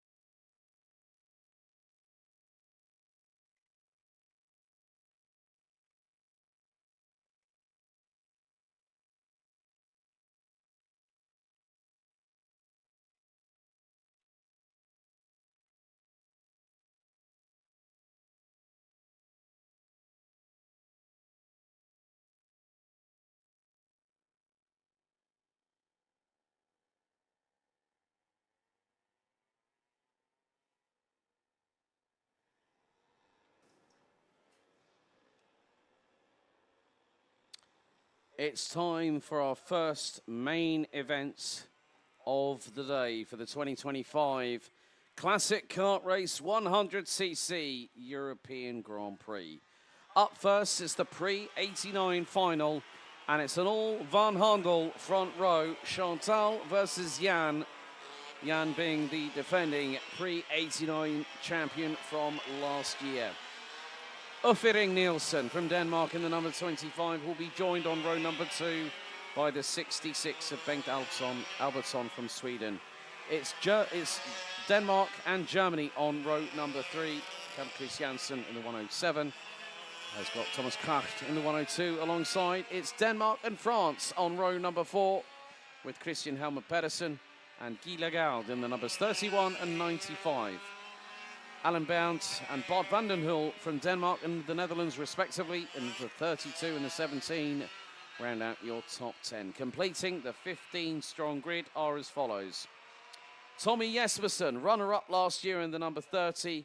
Gunther Lineborg in the number 28. Jürgen Schober, who rounded out the podium in the number 12 last year, representing Germany, with his countryman Bertold Bermel in the number 100, starting 14th. And last, but by certainly no means least, the number 41 of Torben Langkilde-Lausen. So we up the ante. We go from 10 minutes to 12. in this race. Can Jan van Handel make it back-to-back, or will Chantal take the spoils of victory and make a magical and possibly historic moment? Because as far as I'm aware, I don't think we've had a female racer win one of the finals in the European Grand Prix. Could that change as of today? Her pace has been absolutely blindingly quick all weekend, despite dramas in qualifying. They're going to send them around for another formation lap. So full start is called. So the tension builds. The anticipation is heightened. You can see the gantry by the P1 Bistro. Big thank you to Wong and the family that always do a fantastic job catering for everybody here every time the European Grand Prix has been in action. I think if I remember correctly, the first time I met them back in 2023, become good friends with Wong, and yeah, they do a fantastic job year in, year out. So a big thank you to all of them at the P1 Bistro for their welcome assistance in nourishment and rehydration of everybody here at the circuit. So it's Chantal and Jan van Handel on the front row. It's an all Dutch front row on Danish soil.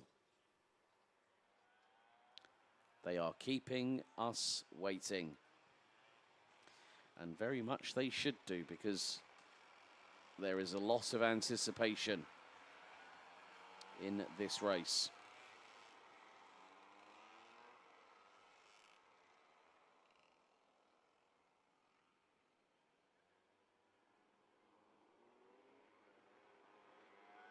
Air temperature now 23 degrees Celsius. We've hit a high of 25 today earlier on, but it's now about what happens over the next 12 minutes here in the final. Chantal and Jan van Handel line up on the front row. We're revs up and the final is underway. Chantal late breaks into the opening corner and leads the field. It's 2 by 2. Noah's Ark style towards the back end of the field. Nearly 3 wide going into turn 2 for the first time. But Chantal van Handel takes the initial advantage. Bengt Albertsson trying to close in on Uffering Nielsen for P3 as they go through turn 4 for the first time. Bart van den Hul, son of Joost, who's been on the Landier kart earlier on, the number 15, running in this race. So what can happen over 12 minutes? Well, if you see overtaking like that into turn number 8, expect the unexpected. We've had quite a few unexpected moments here this weekend.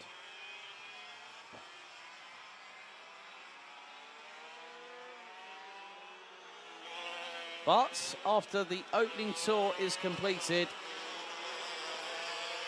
Chantal van Handel leads the way after the opening tour, and the gap is 2.4 seconds. Side by side for the briefest of moments, as Jürgen Schauber now makes his way through, and I think that was past the number 66 of Bengt Albertsson. And look, oh, look at that for a move from Jürgen Schauber. He got through on Albertsson, he got through on, I think that was Tommy Jespersen. 3-second time penalty for the number 30, I'm afraid. That would have been for braking formation with 2 wheels out of the tram lines. That's just probably from what I would gather that being the case.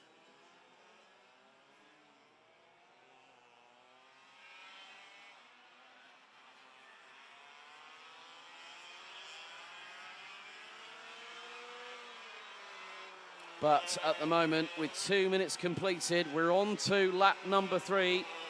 Chantal van Handel in the number 63 is basically rocketing into the distance. And she has a lead of over 4.5 seconds after the opening 2 laps of this final.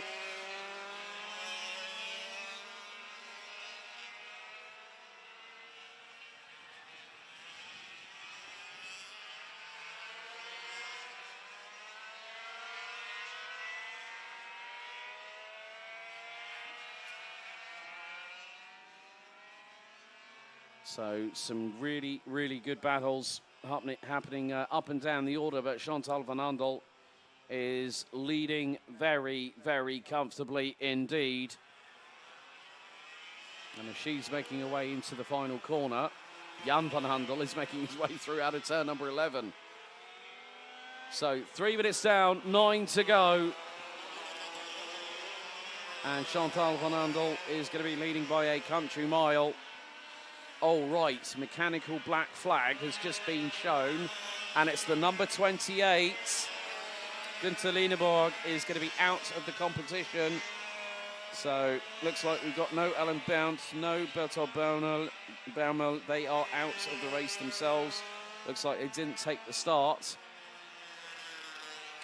So, Günther Lieneborg all side by side. That's Jürgen Schober versus Uffe Ring-Nielsen coming out of turn number 4. The German knows that he's got to, if he gets past Uffe Ring-Nielsen, he'll finish on the final step of the rostrum. But that may not just be that might be the start of a new chapter in this story for the man who was doing so well and then ended up having dramas in the pre-final. It tumbled him all the way down to a starting position of 13th, but now he's on the cusp of going for 3rd. So just under 7 minutes remain, 6 3/4 to go. And the lead by Chantal van Andel is now 7.8 seconds. And finally, the deadlock has been broken. Jürgen Schober through on Uffe Ring-Nielsen for 3rd place. We've got someone coming to a slow and is probably getting the blue flags at the minute, trying to pick out the number. It is... I'm not too sure if it might have been the number 95 of Guy Legaard, possibly. Or, well, maybe Christian Helmer Pedersen. Or it could be, well, Günther Lieneborg should have parked the car in the pit lane by now. But Chantal van Andel is absolutely running away with this one at the moment.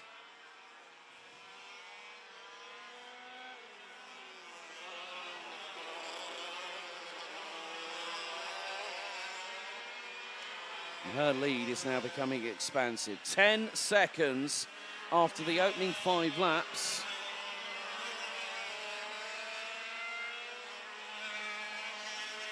So, but Jürgen Schober, oh dear, right.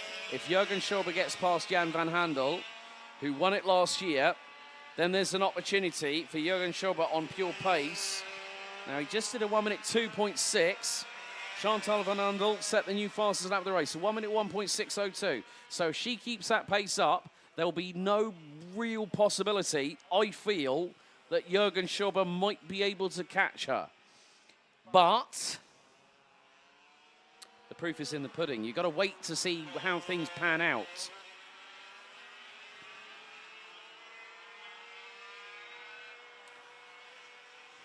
As I hear just Chantal van Andel go across the line at full velocity.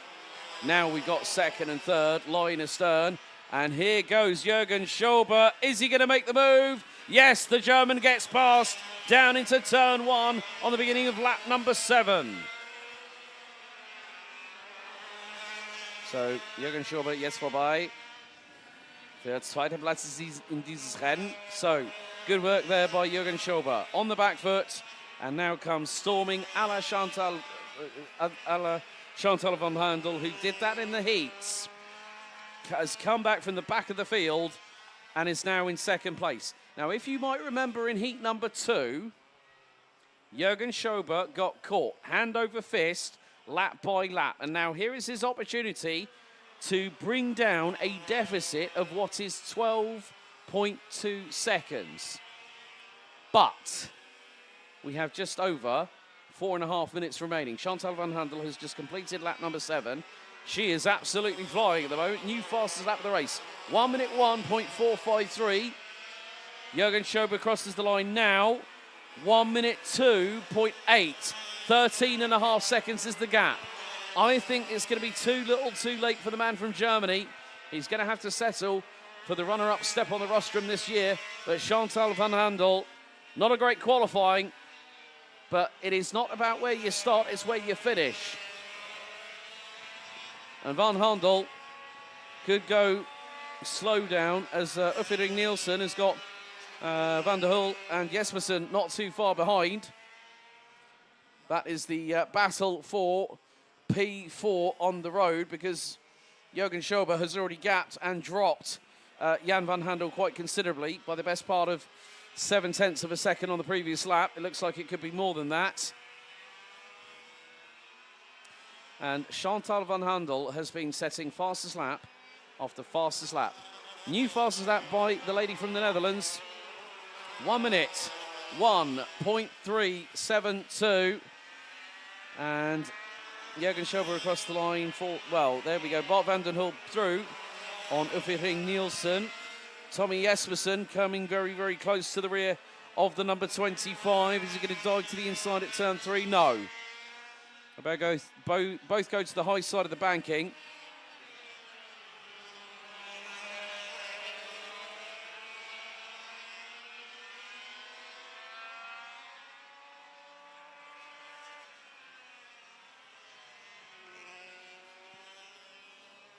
So we are coming down to the final 3 minutes of this race, and Chantal Van Handel is not letting.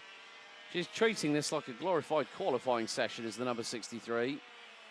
There's the number 95, the sole French entrant of the weekend, Guy Lagarde. Great to have that man with us. It's not the first time he's participated in the Euro Grand Prix.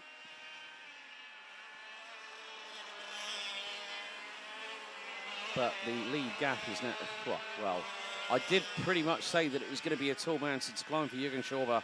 Schober's going to have to settle for second. Does a personal best of 1 minute 2.485.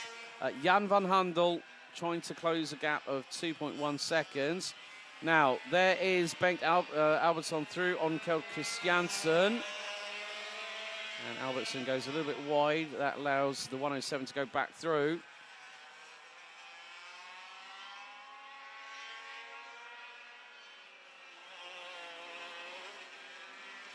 So they've got a pretty big old battle at the moment for 5th, 6th, 7th, I would imagine.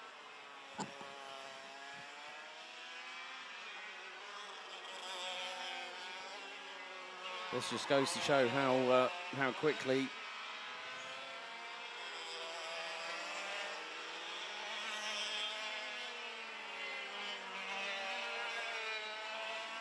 things can go by. So we are down to just over a minute remaining on the timer.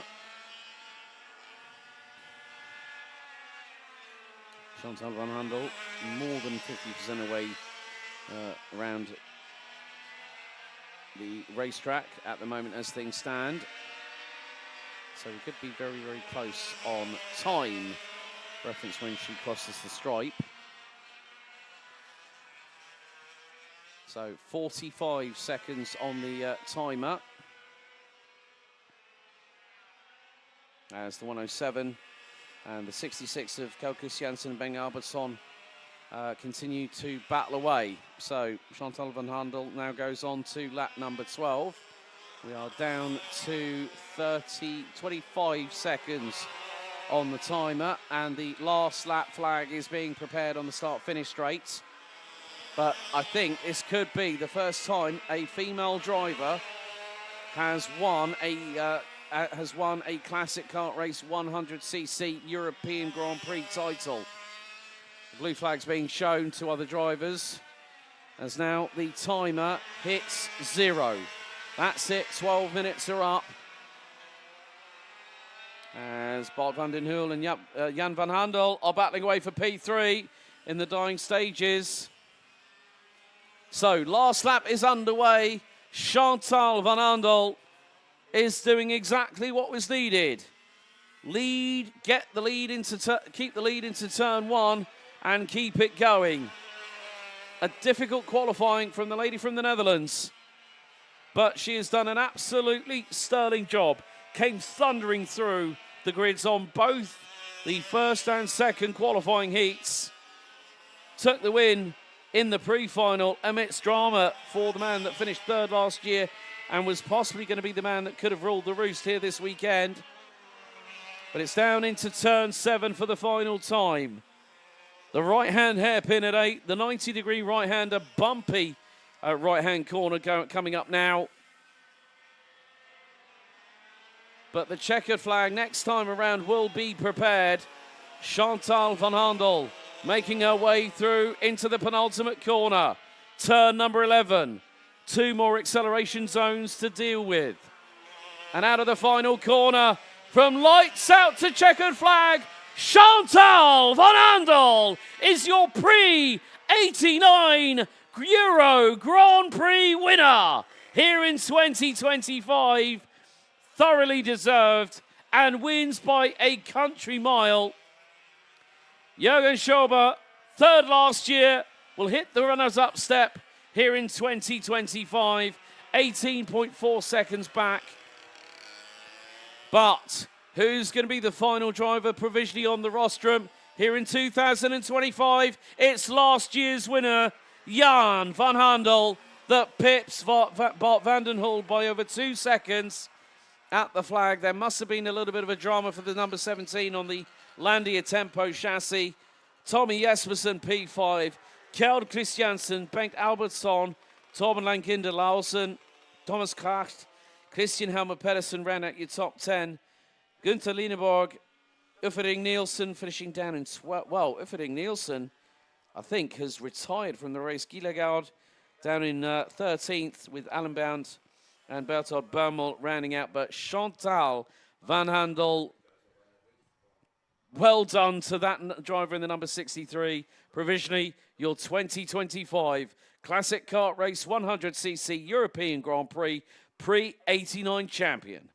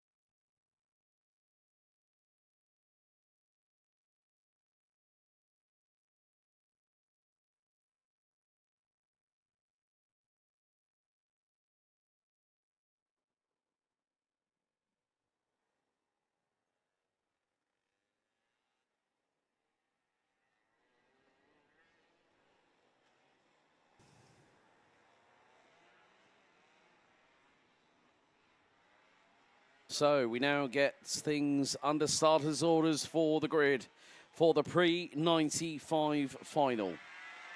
Last year, Jimmy Fredslund Ibsen, Paul Larson and Henrik Ambrink were your top three. Could there be a bit of a change in the water, so to speak? Well, Liam Hamling from the UK will start from pole position. He took pole position in qualifying, won both heats and the pre-final, and the number 41 looks to be the odds-on favourite to take the victory. But he will have the legendary Gert Munkholm alongside him to the outside of the front row in the number 11 car. Paul Larson, runner-up last year. Can he go one better here in 2025? He'll have Sweden's Rickard Ward alongside him. Jimmy Ibsen and Kasper Jeppesen round out the top three rows. Ibsen having been at the top step last season. Cliff McDonald and Richard Plummer, aka Ricardo Plummer, round out row number 4 with Steen Elkjæring and Ole Andersen rounding out the top 10. Michael Edelhart, Ian Turner, Kim Engstrom, Michael Nielsen, Leif Søren Pedersen and Henrik Ambrink, who was on the final step of the podium last year, rounds out your 16 strong grid. We've already had one magical moment here with Chantal van Handel, and the congratulations have been coming in on the YouTube chat for the lady from the Netherlands. Can there be a change in the pecking order here in Pre95? Well, the way that Liam Hamling has been ruling the roast here in Vojens, well, you look to him as the man that is going to be holding the torch, but Gert Munkholm will know what it takes. Now, it looks like, yeah, we're going to go around for another tour. Oh, this, all I'm going to say is it's going to be a broken record every single time. We had a full start on the Pre89s. They sent them round again. We had a full start on the Pre95s. They're sending them round again.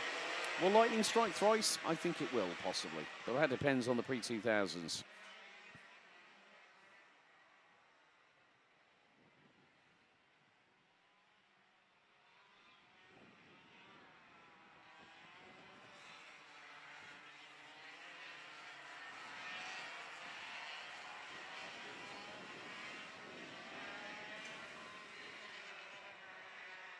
So,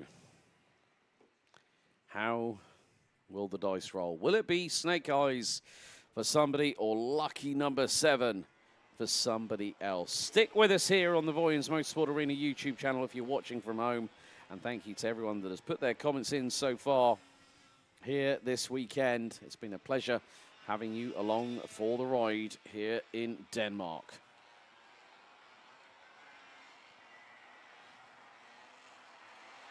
Big shout out to Sarah and Tyler for Southwest Champs. Get those entries in, guys and girls. And me, Stuart, unfortunately, I don't get behind the wheel. I'm like Murray Walker, the late great Murray Walker, of course. Now, are we going to get a good start this time? They're going to have to slow them down. No, they're going to send them around for another formation lap. This could be a little bit frustrating for some of the drivers. I know that Liam Hamling and Gert Munkholm will be frustrated as hell underneath those visors. Well, you could see by the driving language of Gert Munkholm, he went round the outside of Liam Hamling there. So it is a case of, it's got, now, if this was a karting event like the one I'm going to be doing, we need a commentator in 2 weeks. If it's in 2 weeks, let me check my diary, Stuart, and I'll have a chat with Tyler. Put an entry in. Sarah, shut up. Well, you never know. I might fancy coming down to the southwest. I haven't been there in a while. Besides, this is going to be frustrating for a few people. Now, who is that? That is... Oh, that's Rickard Ward.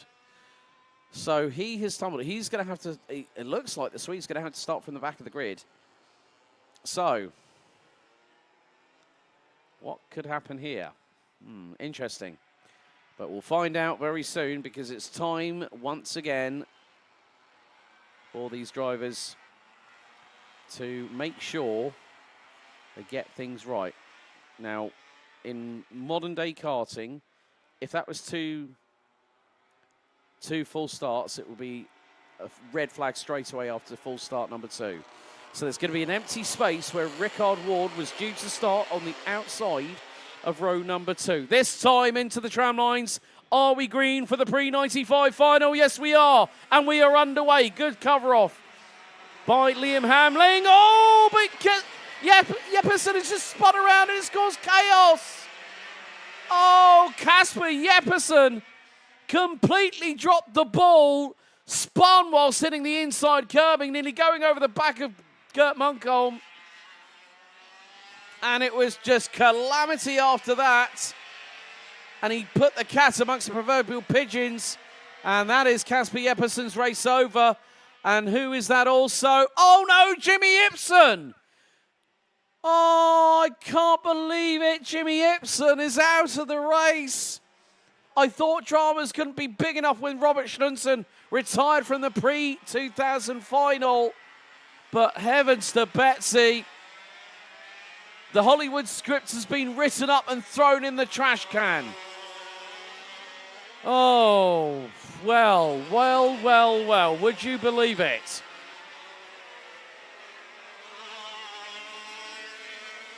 So Liam Hamling leading the way, and well, you can tell by someone else has just come into the pit lane. Now I didn't quite catch. Don't tell me, was that Paul? Oh no, was that Paul Larson possibly? So Michael Nielsen and Henrik Hambrink did not take the start. Jimmy Ipsen and Kasper Jeppesen are out on the opening lap. So we'll wait for the timing beam to help us to update things. So it has been a bit of a attrition-filled race. You know, the engines are quite highly strong. They can rev to. Oh, and there's another driver out coming out of the final corner. So there are more dramas afoot. So Liam Hamling, Gert Munkholm through turn number 12. And I think that's Ian Turner that's running out P3 at the moment. And it is. There's Rickard Ward, who's now up to 4th position. Cliff McDonald, Leif Saddam Peterson. Oh, it's Ollie Anderson. Paul Larson did pull into pit lane. Paul Larson, 2nd last year. That means we are going to have a completely different top 3 here in the Pre95 final. Oh, I don't know what to say. I might as well just carry on talking. Yeah, but that is drama when you've got a lot of people that are really, really competitive. They come here year in, year out to this event. So that is Ollie Anderson, I believe, 61. So Ricardo Plummer, Richard Plummer. Currently running P9 behind Steen Elkjaring. And they are just off of the number 70. Oh, right. Rickard Ward closing in. Here goes the number 32 of Leif Saddam Peterson through on Cliff McDonald. So that is for P5. And there is Rickard Ward through on Ian Turner. That is the change for P3 overall. And now this quartet, possibly quintet, if you consider Kim Engstrom, who is closing on in. But at the moment, Liam Hamling is keeping things rather calm at the moment. And he's just put in another new fastest lap of the race. Switch back through into turn number 8 between 2 drivers. But Liam Hamling doing exactly what he needs to do. He's echoing what we saw with Chantal van Handel in the Pre89 final just a few moments ago.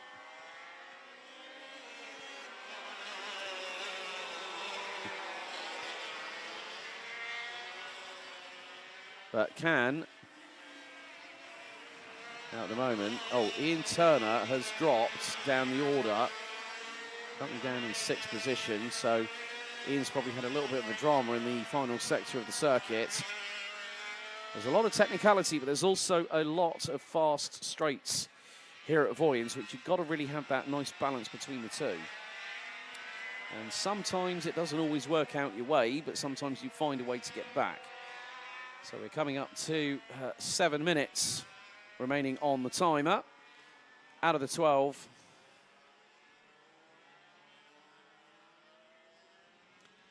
So Liam Hamling continuing to lead. He's expanding that gap over Gert Munkholm. And Gert able to keep with him for the first few laps, but then obviously with, as you get older, you know, your strength isn't quite there, but he's still keeping within 3 seconds of the number 41 from the UK. And he was gunning for that pole position award, missed out by just under 2/10. There's still some really good battles happening behind. Rickard Ward and Leif Peterson battling away as the clear-up operation continues down in pit lane at the entrance to pit lane.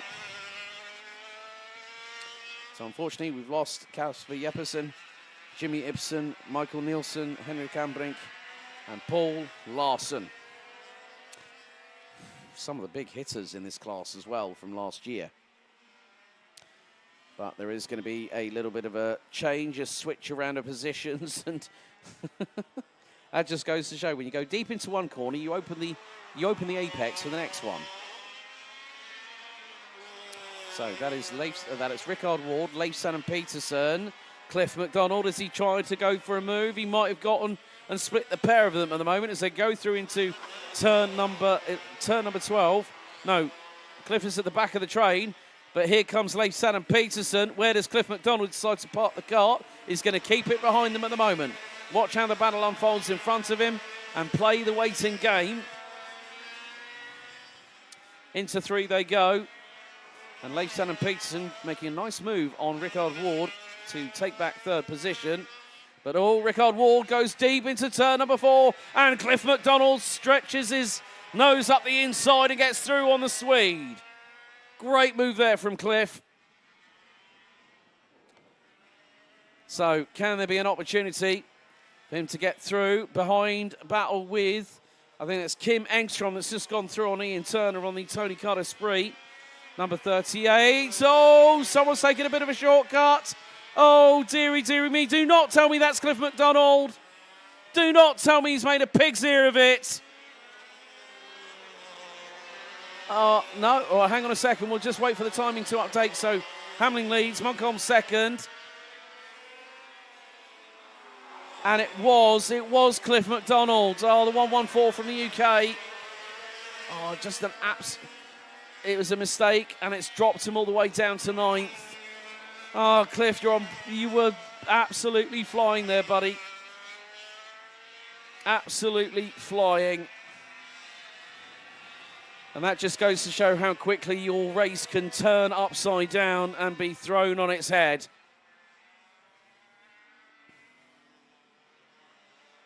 But there is still time in this race. We've got just over 4 minutes remaining, and there is opportunity here. Now, the thing is, Ian Turner, the number 38 on the Tony Kart Esprit, if he can pick up the pace a little bit here, get through on Kim Engstrom, Rickard Ward, and close in on Leif Peterson, then he might have a shot at a podium. He was in the top 5 earlier on in the race. And it's looking like that time is fast fading away. 3.5 minutes to go. And Liam Hamling leading now by 6 seconds. We're going to have a completely different top 3 to what we had last year. The way things are standing. But how that order is going to be found out is once we cross that checkered flag, once we see the checkered flag, it waves, the drivers come across the stripe, and then it's job done. However, every single result that I've called this weekend has been provisional, pending technical and sporting checks post-session. And Liam Hamling, well, I think he's trying to get to the bar first in front of everybody else at the moment, because the number 41 is now making his way through into turn number 4 here on lap 10.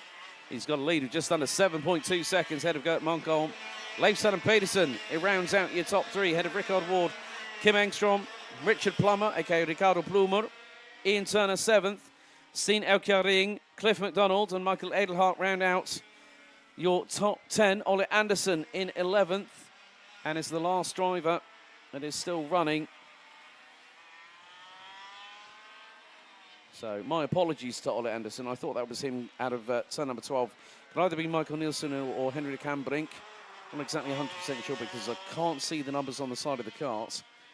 But we're heading into the final couple of minutes of this race. And Liam Hamling now on to lap number 11. He's absolutely flying as the young man from the UK.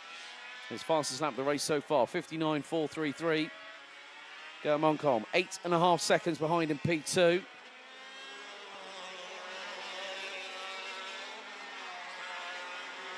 Stuart guess, Liam the Talk French Hamling.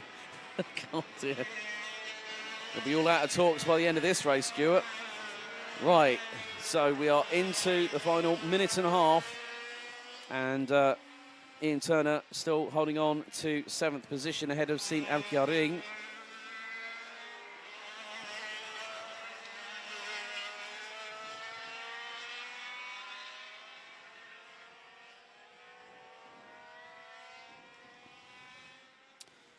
But it has been the case that some drivers just have that moment of opportunity. We're into the final minute of the race before we go on to the last lap. So Liam Hamling doing a really, really good job controlling the pace. Gert Moncombe crosses the line and he's having to battle with the kart, understeering. Probably it's a lot of physical exertion with karting, along with mental. But the physical is what really takes its toll on the human body. You know, it's bumpy, different asphalt, and different cambers to deal with, and you can see that Gert Moncombe is just trying to get that kart home. And what a result that will be for the number 11 from Denmark.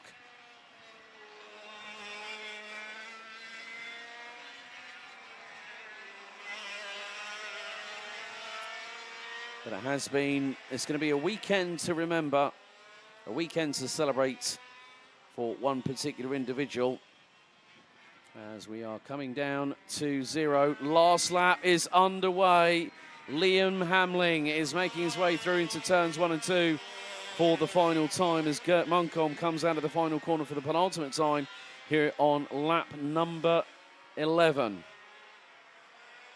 Well, lap 12. And there is Liam Hamling, the number 41 from the United Kingdom, one of the youngest members of the British contingent that event, actually the youngest, I think.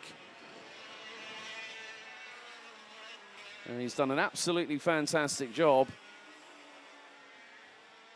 And it's about getting the kart to the end once it's all said and done. And that's exactly what he has done here. Chantal van Andel has taken the Pre89 crown. Jimmy Fresland-Zipson took the title last year, but now it goes to the United Kingdom as Liam Hamling wins in Pre95 in the Euro Grand Prix. He's done everything right, not put a foot wrong, and takes top honours. P2, it goes the way of Denmark's Gert Moncombe. And in third, it's going to be another new name on the rostrum. As here comes the number 32. Well done to Leif Saddam Peterson picking up the final provisional step on the rostrum ahead of Sweden's Rickard Ward. Kim Engström rounding out the top 5. Richard Plummer or Ricardo Pluma, depending on whether it's the UK or Italy. I don't know. I've gotten fed up with that one now. Stine Kjaering, Ian Turner, Cliff McDonald. Round out your top 9. We're waiting for Michael Edelhart, who's just crossed the line, just fractionally ahead of Ole Anderson, who rounds out the finishers. Paul Larson, well, runner-up last year, retires on lap 2. Kasper Jeppesen and Jimmy Ipsen out on the opening lap after corner number 1. And Michael Nielsen and Henrik Anbrink did not make it either to the finish. But Liam Hamling, provisionally your new CKR European Grand Prix 2025 Pre95 champion.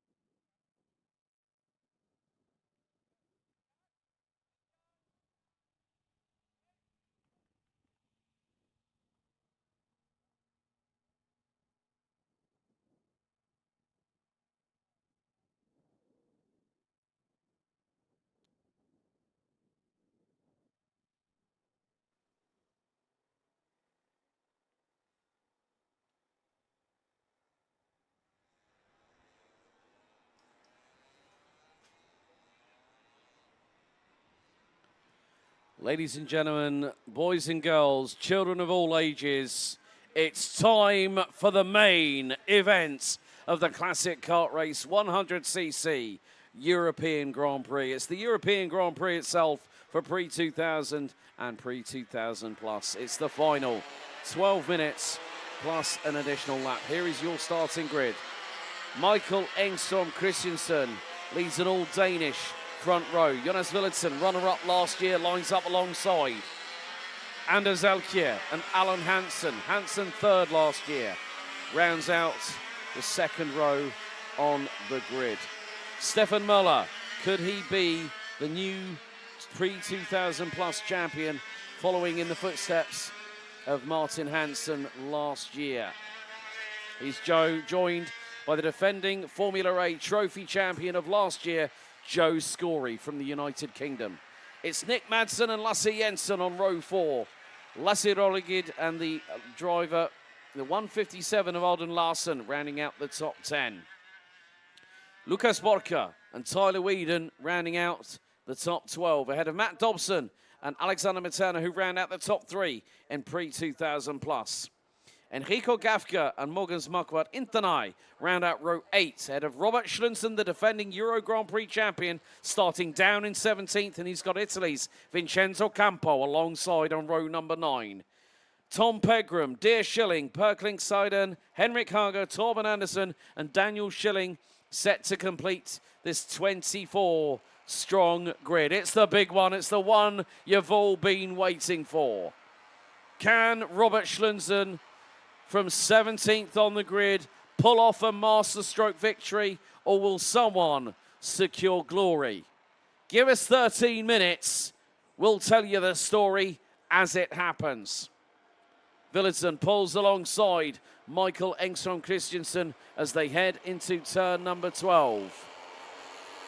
We'll see whether they turn them around for another formation lap as we go into the tram lines.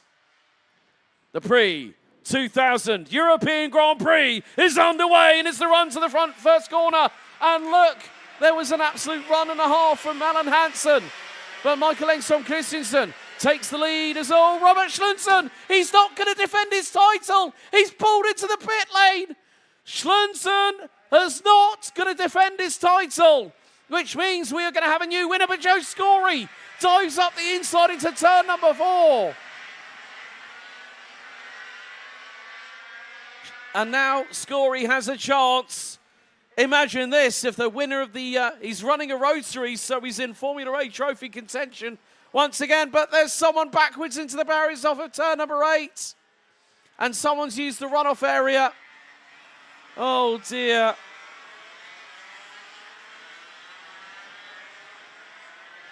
But this has now made it open season for the race victory.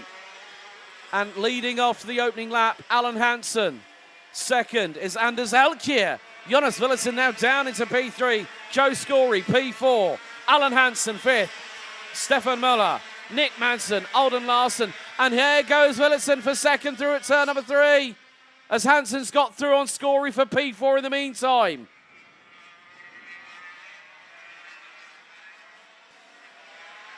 Well, Stone the Crows. Stone the Crows. I cannot believe what I've just seen. I am going to have to ask Robert what he decided, whether he decided maybe it's time to give over the mantle to somebody else. And if he's done that, I think it's given everyone an opportunity to fight out on the circuit. I know for a fact I would have loved to have seen him make an absolute run through the field. But look at this, Michael Engstrom Christensen leads the way. Anders Alkier in P2, Jonas Villadsen P3, Alan Hansen 4th, Joe Scory. I'm not too sure who else. I'm going to have a look. Now, I know that Tyler Whedon's running a rotary. So is Joe Scory. Alan Hansen, not 100% sure. But here goes Jonas Villadsen up the inside of Anders Alkier. And look, three-way battle behind them. Alan Hansen, Joe Scory, and the man that could pick up the Pre2000 PLUS title But there's one person who's charged really, really quickly forward. Starting on the inside of row number 8, Enrico Gafka started 15th, now runs a genuine P8, and he's closing in on the 157 of Alden Larsen for 8th position, the 7th place. So that could be 8 places gained by the end of lap number 3.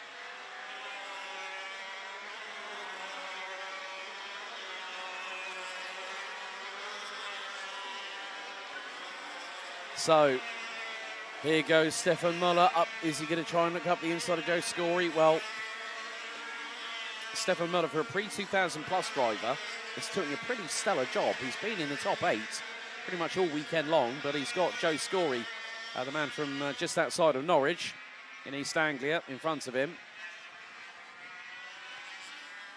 So at the moment, Michael Engstrom Christensen able to build a little bit of a gap. There's the 55 diving up the inside. Morgens Markvad Internai, that was on Daniel Schilling. And he's got Daniel and Deer right behind each other. It's the Schilling brothers there. That Deer has now run, this is his 2nd year, I think, if I remember, with Team Brask, being partnered with Lorenzo Travisanuto last season in August of 2025. So really great to see that we've had some stalwarts from Italian karting. Sandro Mara back in 2023, Travisanuto from last year. But this man here, Michael Engstrom Christensen, did not factor into the top 3 last year at all. But Jonas Villison is going to try and fight all the way through to the checkered flag. And it's just put in the fastest lap of the race, a 59.118. Engstrom Christensen's last lap was a 59.158.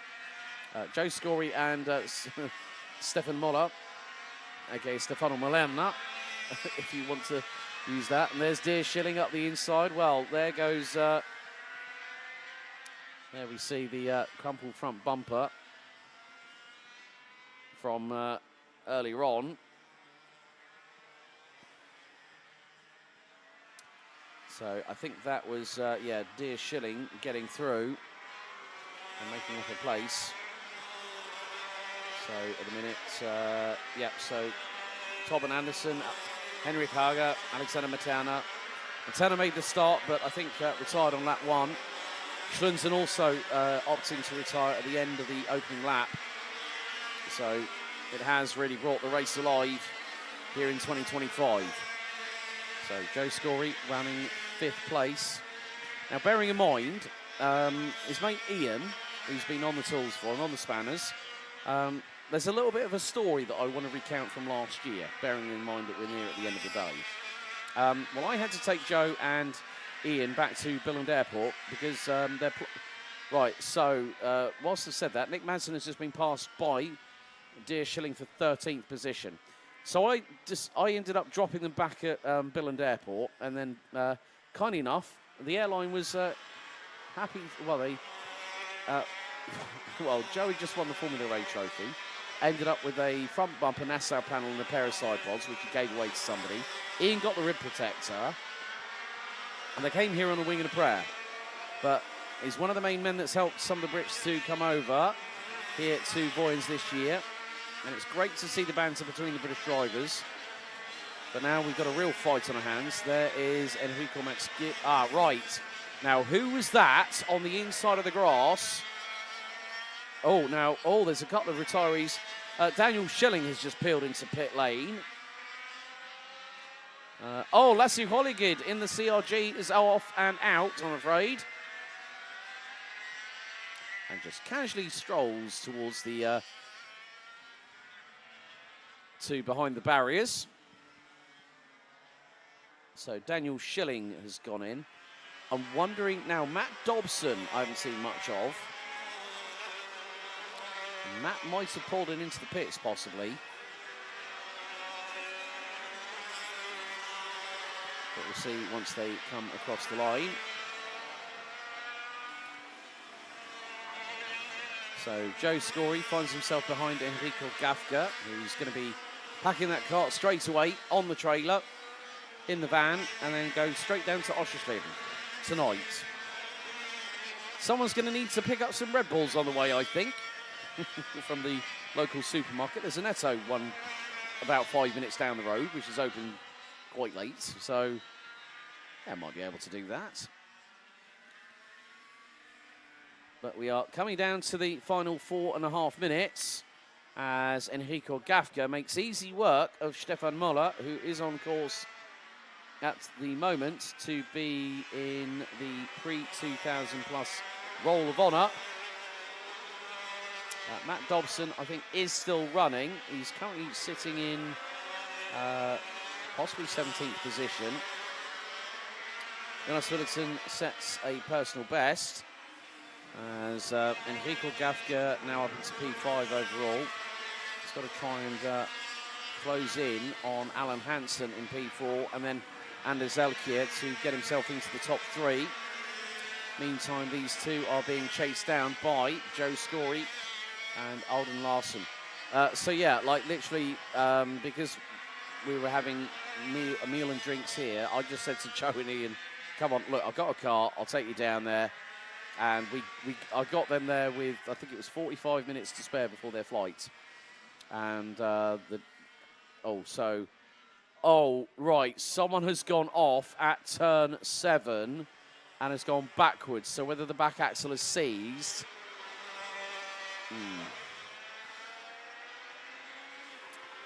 So from that perspective, Jonas Willerton has just put in the fastest lap of the race, 59.025. And the gap between him and Michael Engstrom Christensen now stems to 1.7 seconds. Oh, don't tell me. It's Enrico Gafka.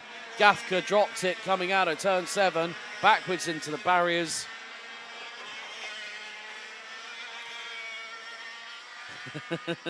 Yes, I do remember him phoning you, Kate, as well. No, the thing is that they needed a little bit of a helping hand. I mean, they were on a wing and a prayer. Like literally 7 days notice to come over here to Denmark, and now a lot more preparation.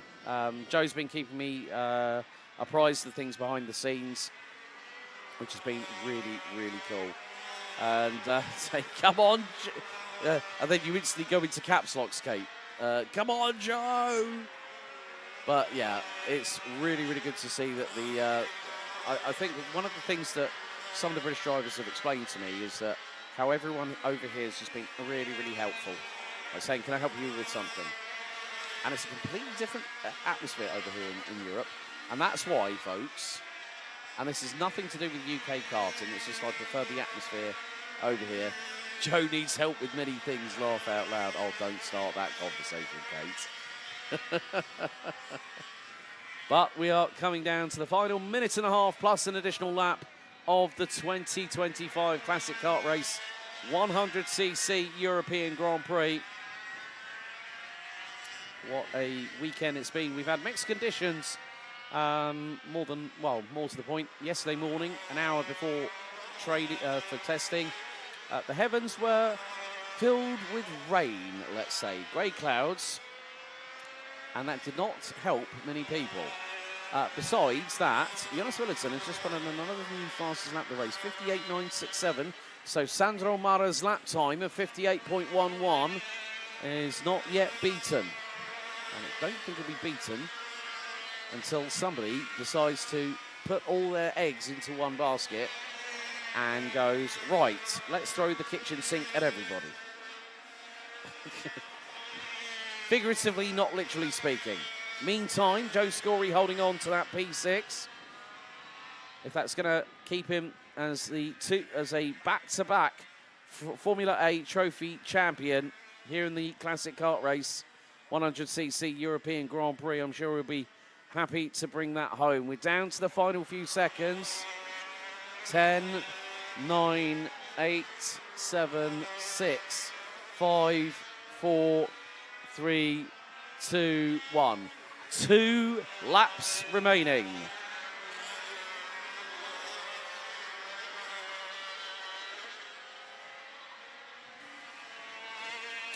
And now here we see Alden Larson up the inside. That's through on Joe Scory for P6. Scory, under brake at the back end, does a little bit of a shimmy to the left-hand side. Nearly like dancing with Bambi on ice there for Joe. But next time around, we will get the yellow flag with the cross on it. That will be the signal for last lap of not just this race, but of the event. And our team from Race Direction standing by. Last lap of the Euro Grand Prix for 2025 and the last lap of the meeting. Michael Engstrom Christensen has done exactly what Liam Hamling has done to a point. Didn't get pole position in time qualifying earlier on this morning, but won both heats, won the pre-final, and is 8 corners away, about the best part of just under a kilometre left to go. And a new name will be atop the honour roll for Pre2000. Not to forget Pre2000 PLUS, because we will have 2 brand new winners on the top step of the rostrum. And what a journey it's been for one particular Dane. One has ruled the roost for several years, but it's going to be another that's going to take top honours out of the final corner. It's Michael Engstrom Christensen that wins the Euro Grand Prix in 2025. Jonas Villotson, you're going to have to wait another year as the emotion for the number 80 from Denmark sinks in. Villotson takes P3. Anders Alkir takes P3. Anders Alkir, P3. Alan Hansen not on the podium this year, finishes 4th. Stefan Moller takes the Pre2000 PLUS Provisional Championship in 5th overall, his best result of the weekend, ahead of Lucas Borka, Tom Pegram, Deer Schilling, Per Klinkseiden, Vincenzo Campo, Tyler Whedon. What on earth has happened to the 171? Joe Scory, I've not yet seen him cross the finish line. I think Joe might be out of the race, unfortunately, on the last lap. Matt Dobson takes the runner-up spot in Pre2000 PLUS. Alexander Materna, despite not having taken part, there are the results of the provisional results of the Pre2000 and the Pre2000 PLUS final. Michael Engstrom Christensen victorious in Pre2000, and Stefan Muller takes the Pre2000 PLUS provisional title for 2025.